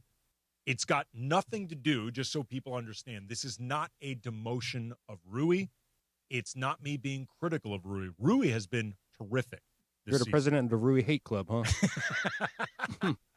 Honestly, man, if anything, if you followed my coverage since Rui's been a part of this team, you would know I've been a big-time Rui proponent. Problem is, it's a matter of not anything Rui's doing wrong. Again, Rui's been really good to start this season. He is shooting above 50% from the floor and behind the arc this year. Didn't miss a shot versus in the second half the other night. Yeah, I mean, he has been great. He's been a true 3-level scorer. His defense, I'm not going to say that he's some lockdown guy, but he has definitely been attentive and energetic, and he's been putting in the work in certain matchups, like particularly against Wembanyama. He was really good. This isn't about anything Rui's doing wrong. It's about floor combinations and balance across the roster. If you went with a starting five of Austin, Luka, LeBron, Rui, Ayton, that means 4 guys, Luka, LeBron, Rui, and Ayton, that are all defensively best suited to guard anywhere from big threes to bigs. Like anywhere from big small forwards, big wings, to centers. That's really bad defensive balance. You're leaving Austin Reeves as the only natural cover for any premier guard or small wing out there. You need more defensive balance. Marcus Smart provides more of that defensive balance. He provides more edge, physicality. I think he provides an energy that the team needs. And then in the meantime, the bench is starved for counting stats production. Like they are dead last in bench scoring. I believe they are dead last in bench field goal attempts. Like they're, by the way, dead last in bench minutes, in part because the bench has not been productive enough on a regular basis. Like Jake LaRavia has been a great addition. He's had a few strong scoring games, but his scoring has been very up and down. He's not a natural scorer. Vando is an offensive negative. Jackson Hayes, I think, has been very good backing up DeAndre Ayton, but his offense has to be created for him. He cannot create his own offense. And his offense, to be honest, is limited to dunks. That's basically what Jackson can do. He's good at it, but that's it. And Dalton Connect's had a good couple recent games. Like I like last game was good, really good. Dalton was very good in the win over Milwaukee. I like the way he's trending, but he still has not been consistent enough with that offense. And there's the other holes in Dalton's game. Putting Rui on the bench spreads out the offensive options more naturally throughout a game. Like Rui should still play a lot of minutes. Like you can find a way for him to play 30 minutes off the bench or close to that. Everybody's minutes are going to go down to some degree when LeBron returns, and that's the way it should be. I am, again, not trying to downplay the importance of Rui on this team. He's really important. But in terms of just floor combinations and balance across the roster, across the starters and the bench, I think it makes most obvious sense to have Marcus Smart stay in the starting lineup, Rui come off the bench. But curious what everybody thinks. 877-710-ESPN, 877-710-ESPN. Also want to talk more about LeBron's role. And we were talking about the Draymond comparison that Peter from Ontario brought up. And I'm going to explain a little bit more why I think there is a Draymond comparison to be found with the way LeBron could be playing moving forward, even if it's not apples to apples with Draymond. Get into that all coming up next. Lakers talk. Andy Kamenetsky, 710 ESPN. DeMarco and Travis. Z, I'm trying to touch this thing. Running afternoon drive on ESPN LA. You know what you've done a good job with today? What? You've been on the mic. Thank you. Yeah. Z, I'm trying to touch this thing. Yeah. Pause, and I need it as a drop. Wow, that's gross. Wow. No one thought of that until you said something. Got a dirty mind. I do. Right? There you go. Yeah. There you go. Got a dirty mind. It's afternoons with DeMarco and Travis. Weekdays 3 to 6 on 710 ESPN, the ESPN LA app, and live on YouTube. Hey guys, it's Sedano. The crazy Hernandez brothers at Hernandez Wholesale Flooring have wood. And not just little wood, but a lot of high-quality hardwood in all colors and lengths. If you need to lay down some new wood in your home, Hernandez Wholesale Flooring has got you covered. Visit their huge showroom right off the 5 freeway by Commerce Casino, or check them out on the web at hernandezwholesaleflooring.net. They even have carpet and artificial turf if that's what you prefer. All jokes aside, no gimmicks, no markups, just the best price on quality flooring at Hernandez Wholesale Flooring. I always give thanks for cash, but I'll never poo-poo a gift card from Mom. Now your top reasons to visit Morongo. Book a room with the view for as low as $129. Number 2. Morongo's got your Thanksgiving feast to go. Your choice of a whole turkey, glazed ham, or prime rib with 6 sides and dessert.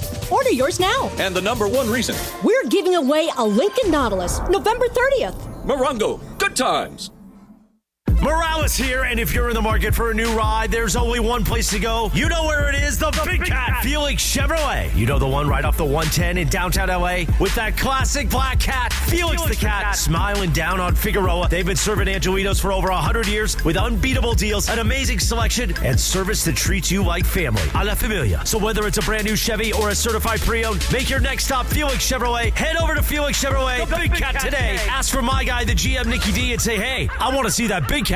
Support comes from Clean Power Alliance, providing 3 million residents and businesses clean electricity options. Southern California is our home. It's the air we breathe, the sky we share, the communities that connect us. Every day we have the choice to make a change. On every road, with every light we turn on, we can choose clean energy. Together, we power potential. Change is electric. Learn more at cleanpoweralliance.org/changeIsElectric. Actual price will depend on product and subscription plan. Featured products are compounded drug products, which the FDA does not approve or verify for safety, effectiveness, or quality. Prescription products require an online consultation with a healthcare provider who will determine if appropriate. See website for details, restrictions, and important safety information. Want a boost in and out of the bedroom? Hims has you covered. Introducing a new 2-in-1 approach to level up your game. Tadalafil for better bedroom performance and zinc for testosterone support. Put it all together and you've got what you need to turn things all the way up. Getting started is simple. Just go to hims.com/joy to start your free online visit. Through Hims, you can access ED treatments including pills, chews, and more. 100% online.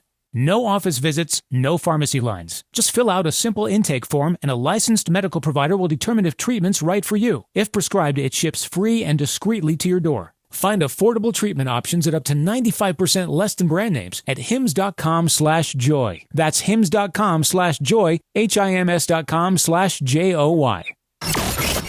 710 ESPN. The radio home of the purple and gold and the home of Lakers talk.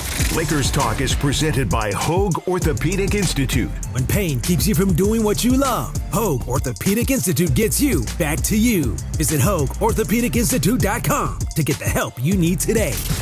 More Lakers Talk with Andy Kamenetsky rolls on.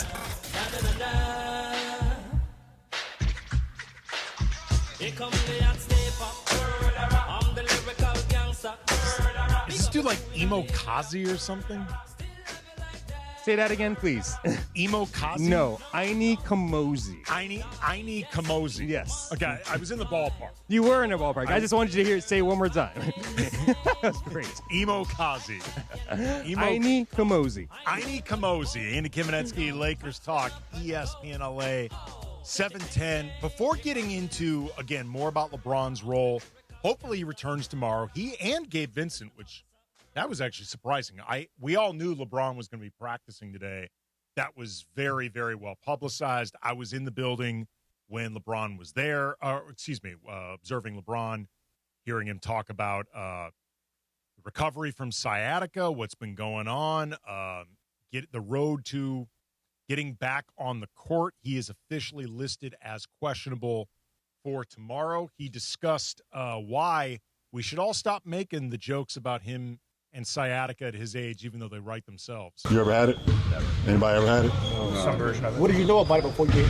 I've had it. I had it 2 years ago. If you had it, then you know what the hell it's about. If you ain't never had it and people making jokes about it, I pray you never get it. It's not fun. Did you have it during the season 2 years ago or off? No, off season. And that was me, actually, who asked LeBron, just to clarify, in 2023, were you playing with sciatica? And he said no, it was during the offseason. But it got me thinking, though, Funchy. And How did he get in the offseason? That's what I want to know.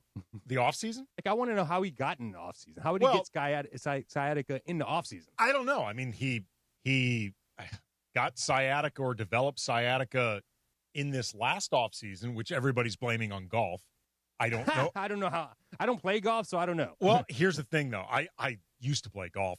I don't play anymore.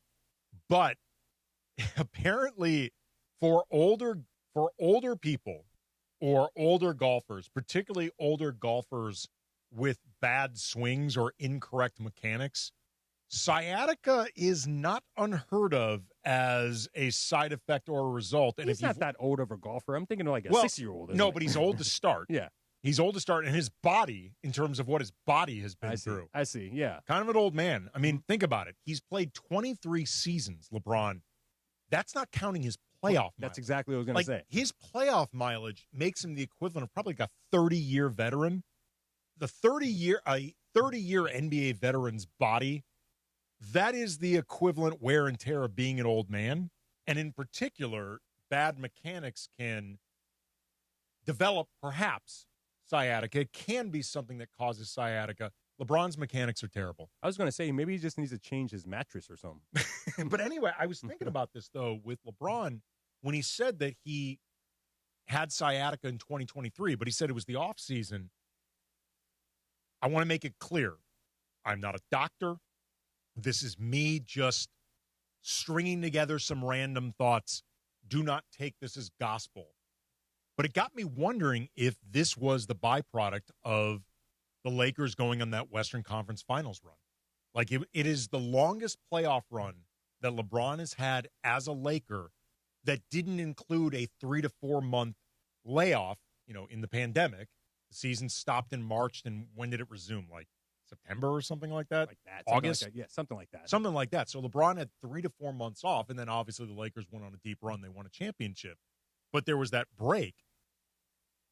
This was the longest playoff run LeBron has had at this, by NBA standards, advanced age, and it was the offseason where he developed sciatica. So I don't know if there's a connection, but it wouldn't surprise me if there was. But anyway, we're talking about LeBron's role moving forward, if it would change at all, given everything Luka's doing, given everything Austin's doing, given the fact that the team is 10-4, despite a bunch of different absences, including LeBron having not played at all this season, given LeBron's age, the mileage, all that stuff. And kind of like what Peter from Ontario was mentioning in that call, the idea of a souped-up or different version of Draymond had actually come to mind to me last week. I was talking about this off-air with DeMarco. And the way I'm thinking about this with Draymond, it's not an apples-to-apples comp, because I would not expect LeBron to do everything that Draymond certainly... Technicals? Yes. I'm expecting LeBron now to get close to the automatic suspension now. He's getting into it with fans. He's going to method. Yeah, don't call him Angel Reese. Oh, that's right. Do not call LeBron Angel Reese. But anyway, I'm not expecting him to go method acting as Draymond Green. And I'm not expecting him to play defense at like the balls to the walls energy and with the overall responsibility of Draymond. Because LeBron's going to have more offensive responsibilities, more scoring in particular. But defensively, we saw last year when the Lakers went on that 20-game stretch where they were the best defense in the league, LeBron was in the middle of that, and he was actually the catalyst of it. Like nobody, and I'm counting AD, I'm talking about Dorian Finney-Smith when he arrived, I'm talking about Max Christie when he started to emerge, JJ's schemes, whatever. Nobody was more important than LeBron. Like LeBron's, both his skill and his buy-in, that was the number one reason that the Lakers' defense changed and shifted last year. I'm not expecting LeBron to play at that type of level every single game, but LeBron has versatility that a lot of guys on this team don't have defensively. He's got the IQ that a lot of guys don't have defensively, and I picture him playing a role that is similar to Draymond in terms of being that defensive quarterback, being everybody's eyes, being the guy that can call out all these different coverages, kind of act like a defensive point guard in a lot of ways, and making sure that everybody sees what LeBron sees because LeBron sees everything. And then in the meantime, offensively, he's going to score more than Draymond ever does, even if, and I think this is perfectly imaginable, his scoring per game is behind definitely Luka, maybe even Austin. But I picture him being a lot like Draymond and kind of a souped-up version of Draymond because, like Draymond, LeBron's going to be a huge part of greasing the wheels offensively. Like, as much as Steph is ultimately what makes the Warriors' defense, like, nuclear and the thing that scares the bleep out of every team in the league, Draymond is just as important as Steph in terms of making the offense go. Like, in terms of actually running the offense, finding Steph in the right spots, finding everybody else in the right spots, getting everyone in their right places, moving the ball, seeing everything. Steph is both technically and I think realistically the point guard of this team. Like in the most, I'd say logistically and literally would be a better way of putting it. He's their point guard. But Draymond puts a lot of the same point and point forward. Like he does a lot to keeps that offense going. LeBron would have more help given everything that Luka and Austin do. But I think in a lot of ways he can serve, again, as sort of a souped-up offensive version of Draymond with more scoring, but also the same ability to help keep moving the ball around, at times being a primary ball handler, at times being a secondary ball handler, third, but somebody that can keep the offense moving and also be the eyes and ears on the other side of the ball as well. Does that make sense to you, Funchy? It does a little bit. But I just feel like we're all like saying that LeBron is just going to come back down to earth, man. Like literally. But why is that down to earth, though? I don't know. I mean, I feel like we're expecting a huge drop off as far as like Laker fans, Lakers Twitter, social media. Forget Lakers Twitter. Yeah. Focus on what I described. Does that sound like a major drop-off? It doesn't sound like a major drop-off. Yes, you do need like a defensive mouth, basically, on the floor. And yes, the Lakers don't have that right now. And I thought that maybe we'll get that with Marcus Smart, but it doesn't hurt to have another one out there too, you know? Although, he's got to get his grown man lungs back. My lungs feel like a newborn baby. That's the most important thing. I got to get my lungs back up to a grown man, and my voice is already gone. One day back barking out calls and assignments and stuff, and getting my voice working again. So be a lot of tea and rest tonight. I feel good though. Yeah, it feels good. It feels good to be out here with the guys. Miss them. I'm seeing in the YouTube chat right now for Lakers Talk, Charger 55, LeBron should just pretend he's Jokic. If that sounds like a more elevated way to describe the role, I think there actually is some comps to that. Like not MVP caliber Jokic. I don't think that's what Charger 55 is talking about. I think what he's talking about, though, is the guy that can keep everything moving offensively from all spots on the floor. Like, there's nowhere you can't put LeBron that he can't run the offense. There's nowhere where you can put him that he can't start sets, where he can't finish sets. Unlike Jokic, I think he's going to be working a lot as a cutter. I think there's certain off-ball utility just that LeBron has that Jokic doesn't, just because LeBron is quicker, he's more agile and athletic than Jokic.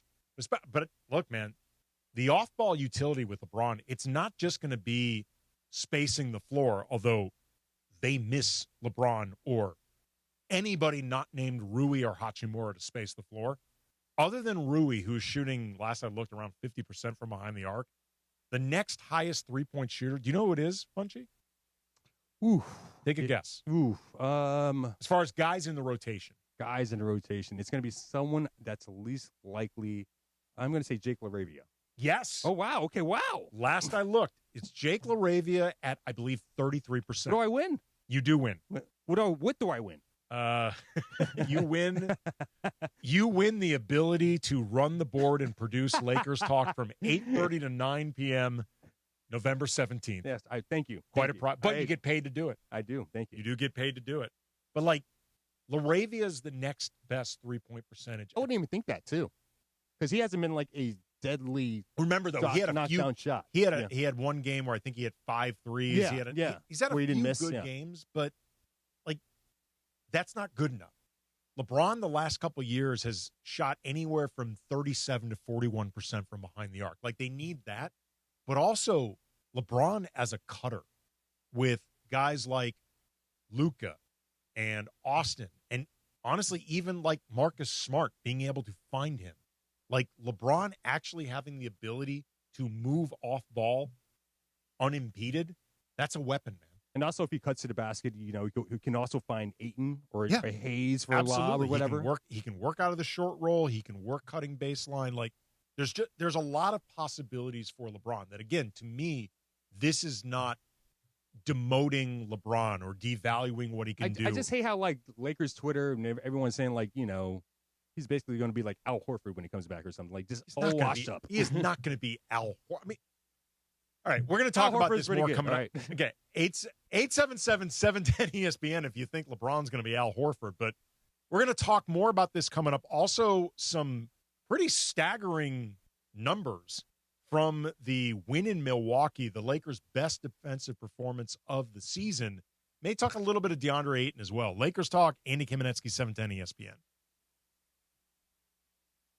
Park, party, and play at Hollywood Park Casino. Join Travis Rogers, Sua Cravens, and me, Chris Morales, for the ESPN LA Rams postgame show. Live from Hollywood Park Casino. Win prizes like signed sports memorabilia or tickets to an upcoming LA sporting event. While you're there, enter for a chance to win a brand new Pedigo e-bike. And I'm putting Rams fans on the air live from HPC after the game. Hollywood Park Casino is LA's hottest card room and the only place where you can party and play 24/7. Hollywood Park Casino must be 21 and older. Hey everybody, it's Cap. Are you downsizing or inheriting a home? Want to cash in on your equity? Call Seller's Advantage. They buy homes as is with no costly repairs, agents, or commissions. Get a competitive cash offer and close in days or on your timeline. Seller's Advantage has over 20 years of experience and even offers a $20,000 advance for moving expenses. Call 888-390-AS-IS or visit sellersadvantage.com for your no-obligation offer. DRE number 01961658. Don't worry, sell happy with Seller's Advantage. At RustNatCars.com, 'tis the season to find more horsepower, more style, more excitement. That's because LA car shoppers know this is the best time of year to find the best deals. With RustNatCars.com, scroll through an inventory of over 2,000 vehicles and shop over 100 special lease offers on European brands like Mercedes-Benz, BMW, Audi, Land Rover, Porsche, and yes, Ineos Grenadier. It's all in one place. RustNatCars.com. Your sleigh awaits. There's one thing that I'm truly thankful for this year, and that's my Life Source water system. We know LA City water is lousy, filled with chemicals and chlorine. That's why I made the switch to Life Source water. It's not just better, it's essential. For a limited time, Life Source water will pay your sales tax. Call 800-WATER-99 now or visit lifesourcewater.com to save up to $1,000 during their no sales tax special. Life Source. Taste and feel the difference. Warranty limitations apply. Diabetes, high blood pressure, anxiety meds, everyone's on them. If you're a 50-year-old male, maybe a bit porky, and you may even have type 2 diabetes, $1 million of term insurance may only cost you about $200 a month. Call Term Provider. Speak with Big Lou at 800-471-9773. Big Lou will find a term life policy for you even if you have type 2 diabetes, are overweight, or have high blood pressure. Term Provider has helped thousands of people like you who think they can't afford term life insurance. To buy $1 million of affordable term life for you, all you need to do is call Big Lou at 800-471-9773. Lou will make sure the scales are tipped in your favor. Call 800-471-9773. Big Lou will answer your call and work to fit you into a term life policy that you can afford. Remember, Big Lou's like you. He's on meds too. Call 800-471-9773. That's 800-471-9773. A new edition of Lakers Talk is on with Andy Kamenetsky. Lakers Talk is presented by Hoag Orthopedic Institute. When pain keeps you from doing what you love, Hoag Orthopedic Institute gets you back to you. Visit HoagOrthopedicInstitute.com to get the help you need today. More Lakers Talk with Andy Kamenetsky rolls on.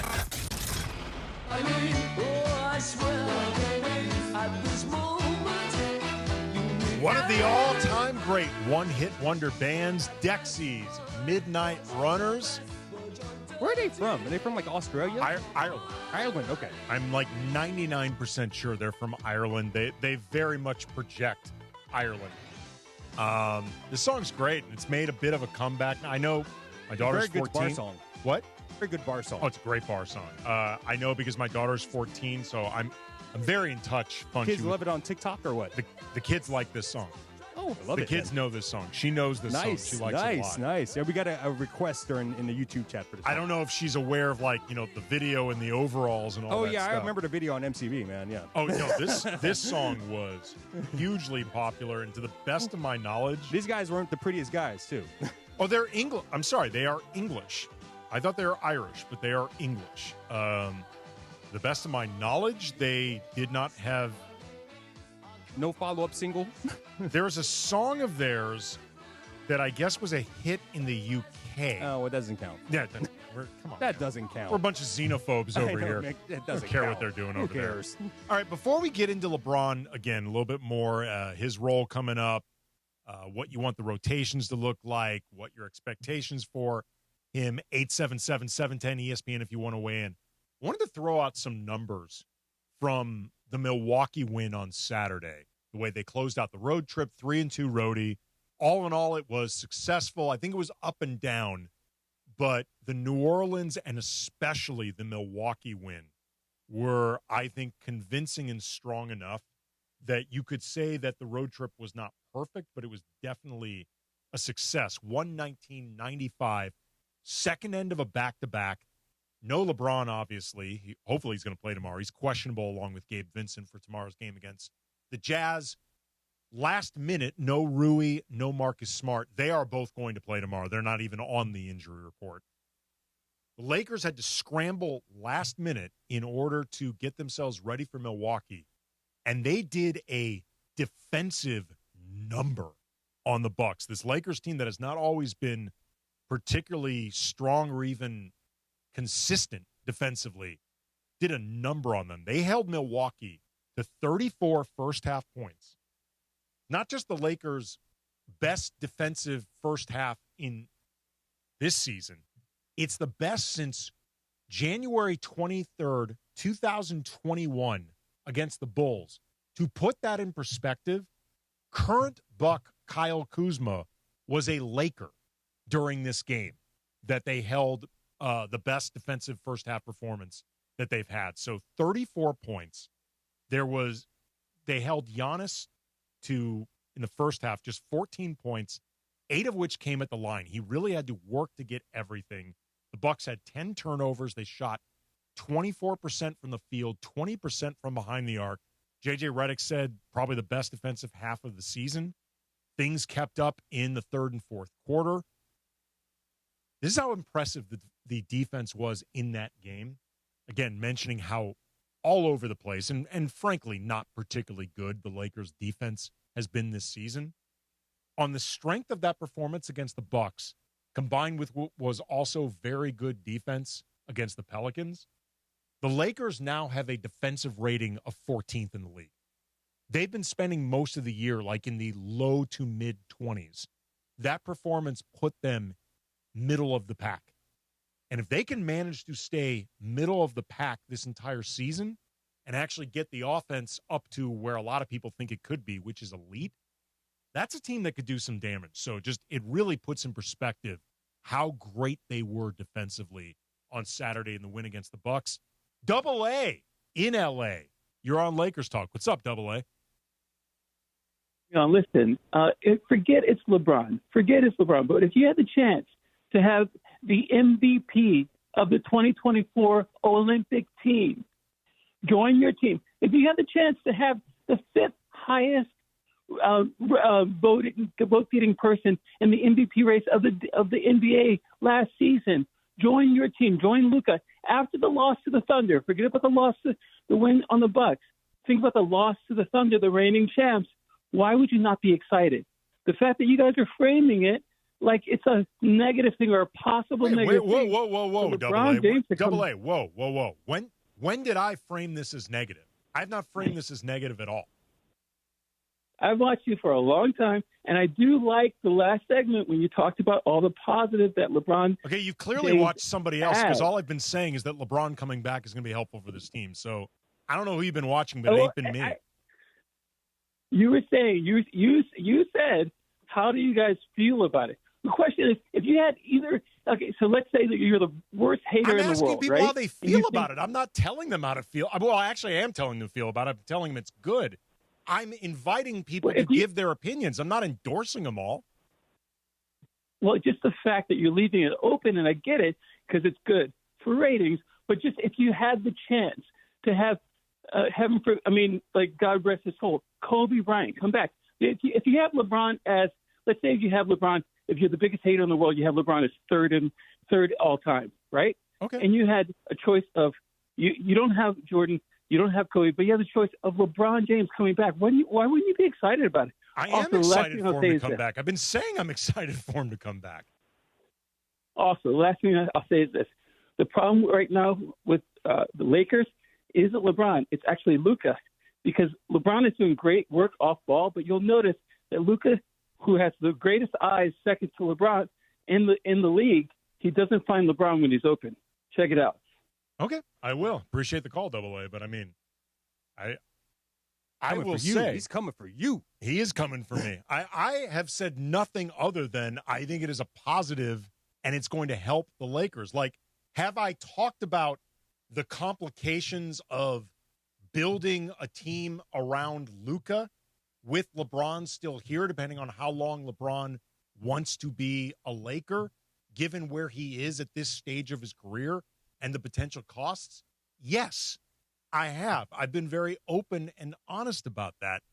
But that's not demeaning LeBron as a player or not appreciating him as a player. That's doing cap math.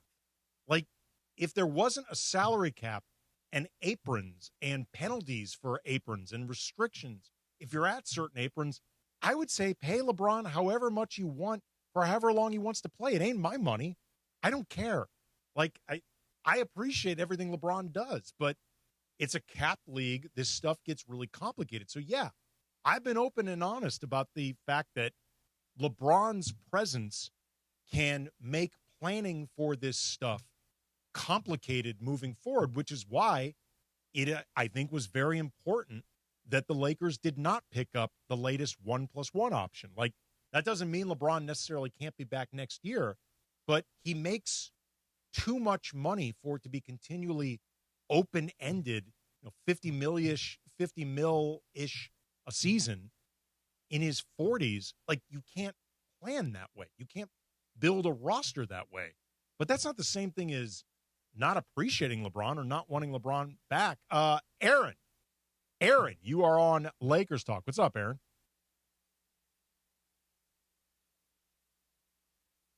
Got Aaron? Hold on. We are looking to get Aaron on Lakers Talk. Let me just say something. You're very, very fast. We have not screened that call yet. Oh, my apologies. Not screened this call yet. Okay, I was not Very aware fast. that it was not very, screened. very fast. Okay, Fast Andy. That's your new nickname. Here's where the confusion comes in, and I always forget this. Just because the name is up, the caller ID is up, does not mean it's been screened. So for the time being, Aaron, wait. See that computer screen right there? When it pops up on the computer screen right there, that means it's screened. All right.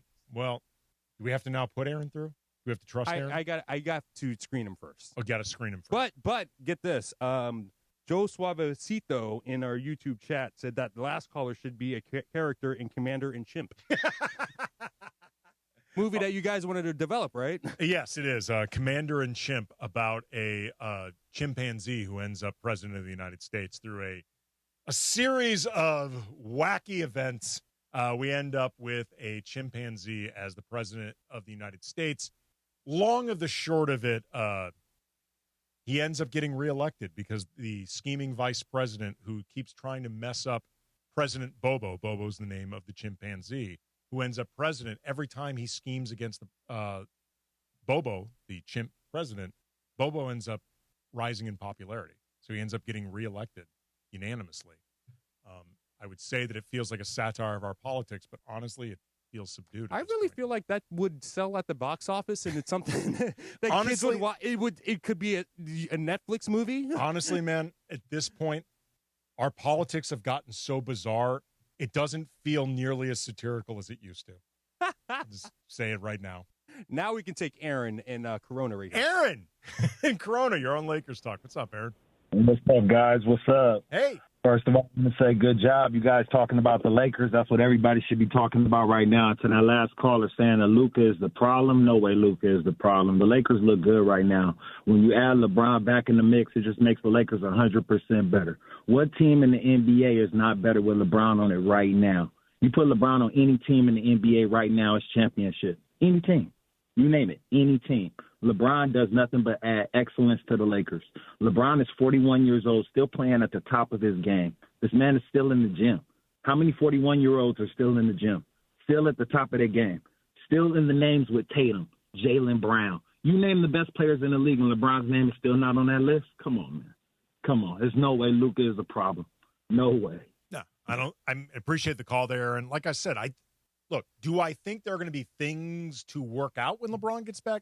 Yes. Could there be times where it looks clunky? Are there going to be kinks to work out? Yes. I mean, by LeBron's own admission, there is still some conditioning he's got to work on. My lungs feel like a newborn baby. That's the most important thing. I got to get my lungs back up to a grown man, and my voice is already gone. One day back barking out calls and assignments and stuff, and getting my voice working again. So be a lot of tea and rest tonight. I feel good, though. Yeah, it feels good. It feels good to be out here with the guys. Miss them. Yeah, I mean, it could be a bit of a work in progress. I mean, LeBron has not played. People need to understand this. LeBron has not played like basketball. He's recently been doing 5-on-5 full contact scrimmages. He did one today with the Lakers, have been doing a few practices with South Bay. Those were the first 5-on-5 appearances and workouts LeBron has had in a basketball setting since the first round of the playoffs against Minnesota. That was in April. It is now mid-November. So, yeah, I think there could be some kinks at times to work out. I don't expect LeBron to be whatever the fullest version of LeBron is going to be this season. I don't expect that to be tomorrow. Assuming LeBron plays, it's not even decided yet that he's going to. He and Gabe Vincent, and by the way, Gabe Vincent, I was not expecting to practice. Did they say anything about a timetable for Gabe Vincent? Or? No, they just said that right now it's TBD for tomorrow. But the fact that Gabe he's officially questionable, but that JJ left the door open for him to play at all, even if he doesn't play, that means Gabe's close. Wow, I'm just waiting for that day where we see the injury report. Well, it's funny. There had been so much focus on LeBron practicing today. Like, we all knew this was coming. It never even dawned on me to think about where Gabe was, in part because LeBron kind of just overshadows everything, but also I didn't think Gabe was close enough to be doing 5-on-5 work. I thought that was going to be maybe another week given the original timetable, but also Gabe's recurrent injuries, I thought, and maybe they have been, they would exercise super cautiousness. But as JJ noted, this is the first time they have had the full group together. Rui and Marcus Smart, who did not play in Milwaukee, they're not even on the injury report. JJ said he expects them to play. They're going to play tomorrow. This is the first time he's had the full group together, basically since last year. I mean, not counting Maxi Kleber, who arrived injured. Like, this is the first time they've had everybody, and JJ was excited about that, and rightly so. LeBron seemed very excited to get back, even though, again, dude's got baby lungs. All right, as always, we close out with some crunch time. Funchy's got the topics. We will bat them around. This is Lakers Talk. Andy Kamenetsky, 710 ESPN. Hey guys, it's Sedano. Looking to score big on flooring? Kick off your project with Hernandez Wholesale Flooring. Every day's a win. No gimmicks, no markups, just the wholesale deals on every surface. Call 866-62-FLOOR or visit them on the web, hernandezwholesaleflooring.net. No sale beats wholesale.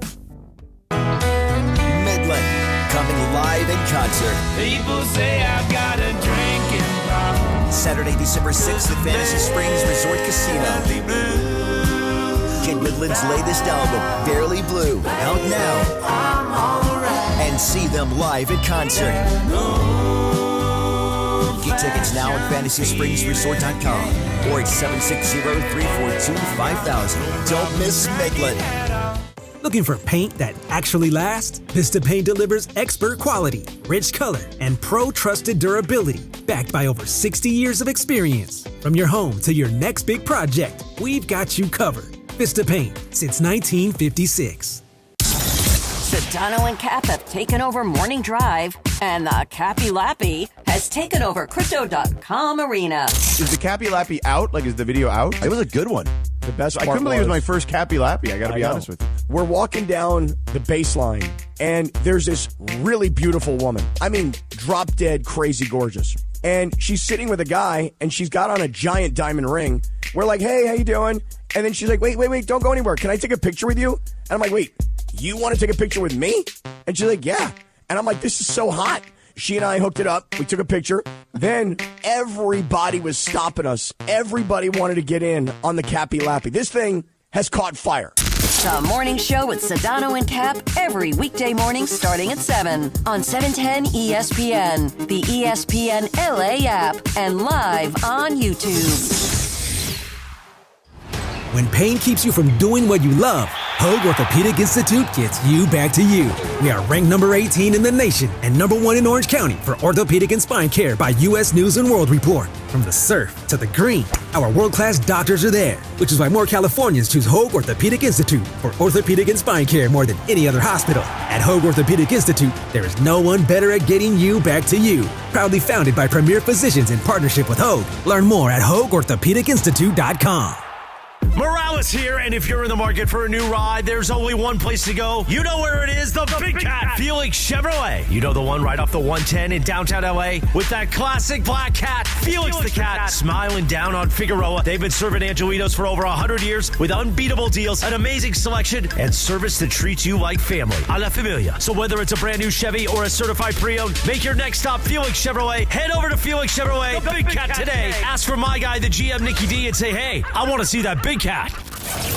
It's crunch time on Lakers Talk. When the clock is ticking and it's all coming down to the wire, you know what that means. This is crunch time. All right, as always, we close out with a little crunch time here at Lakers Talk. Funchy's got the topics. He and I will bat him around. What you got there, Funchy? All right, Andy. This comes from everyone basically reporting in NBA. Victor Wembanyama will be out a few weeks due to a left calf strain. And the Spurs are rolling right now. Rolling. They're probably the second best team in the West behind the Thunder. Is this really going to hurt the Spurs? Yeah. Yeah, it's going to hurt them a lot, man. Wemby. Did you see, by the way, I believe it was Saturday. It was either Friday or Saturday. That block that Wemby had on Jimmy Butler. I did not. It was in. But the one thing that's going viral is a dunk over Draymond. there's the dunk over Draymond. It's the same game. There was the dunk over Draymond because there had been the back and forth between Draymond and Wemby and Draymond doing the Draymond stuff. But he had this block on Jimmy Butler. Jimmy's in transition. Wemby had to actually turn himself around. And basically, it was almost, he didn't literally do this, but it was almost like he reached over the hoop and blocked it. It was insane. Like, I rewatched this thing at least 10 times.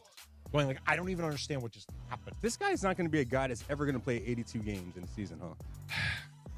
It's not looking like that so far. My hope is that he can consistently be a guy that plays 65. Mm-hmm. He consistently plays 65.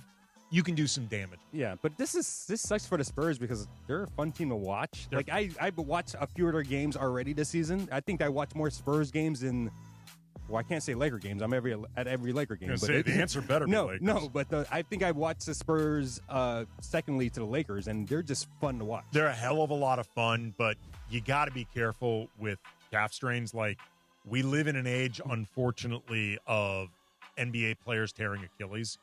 And oh my God! Please don't let him tear his Achilles. Please don't put that in the air, man. No. I'm not saying we're on the verge of it. If anything, because they took Wemby off the floor. I'm just saying this is why. If I'm saying this more to explain to fans, if you've ever noticed teams getting really cautious about calf strains, that's why.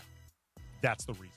Yeah. I think it looks like these are probably going to be out for like 2 to 3 weeks. Yeah. The Spurs got to just tread water, or just tread, Well, this is where they hope De'Aaron Fox can really step up and be that dude for a couple weeks. Oh yeah, and I forgot he just came back too, and he's looking good. Mm-hmm. All right, I think this is going to be a reoccurring theme for the season. It could be a recurring theme every week. But what the F is going on in Dallas? What is going on in Dallas? It's like something new every week. So it's now, such a mess. So now they're expected to like maybe just trade everyone and just start anew. Well, they need to trade everybody. Yeah. Like this coming off season. Forget the fact that this draft class is considered. This is like a dude that like broke up with his ex-girlfriend and like just his life fell apart. What is going on, right? Yeah, this is what it is, man. I mean, yeah, they broke up with Luka and like everything is falling apart in their world. I just feel bad for him. That's what you need. They broke up with the girlfriend who wanted to be married. Yes, like exactly. Married. Yes, like the hot supermodel was ready girl. to buy you a ring. Yes, exactly. Exactly. And you trade it down and look at you. Right. And in the meantime, they actually need to tank this year. In all honesty, I think so too. We were just talking about it in the break. Like they have their own first-round pick this year, which is good. They have their own first-round pick this year, and this draft class is supposed to be excellent. Just like this year's draft, so far the rookie class has been really strong. Yeah. But this is this coming up in 2026 is the only pick that the Mavericks have full control over. Get out of here for like the next. They're several saying like years. 2026 is going to be a better draft than last year too. So. But beyond the fact that it's the one that they have, it's the only one that they have for a while. So. It behooves them to be back. We're going to have a Mavericks fire sale soon, or what? I would think so. I mean, Lakers Twitter's already saying that Anthony Davis is going to get bought out and come back here. He has never say never, I guess. He has, but I think he has way, way, way too much money left on his deal for a buyout, and it makes no sense for Dallas to do that, especially because I think he does have trade value. I want to see somebody like Clay get traded, though, man. I feel like he's just kind of rotting away down there. I think Clay could be on the move. I think AD could be on the move. I think Daniel Gafford could be on the move. PJ Washington, I believe, is not trade eligible because of when he signed. Yeah, but I think he could fit in their future plans. I think he's only 25 or 26. Maybe. Right now. I don't know. I mean, maybe he could be. He may not want to be, though. Yeah. Depending on how. I mean, look, he spent a lot of time in Charlotte losing. Depending on how long it seems like things could turn around in Dallas, I don't know if he's going to want to stick around. I don't know. PJ Washington strikes me as a guy that wants to win. Exactly. Yeah. That's my point. Yeah. I think he wants to win, which is why he probably doesn't want to stick around for a full rebuild.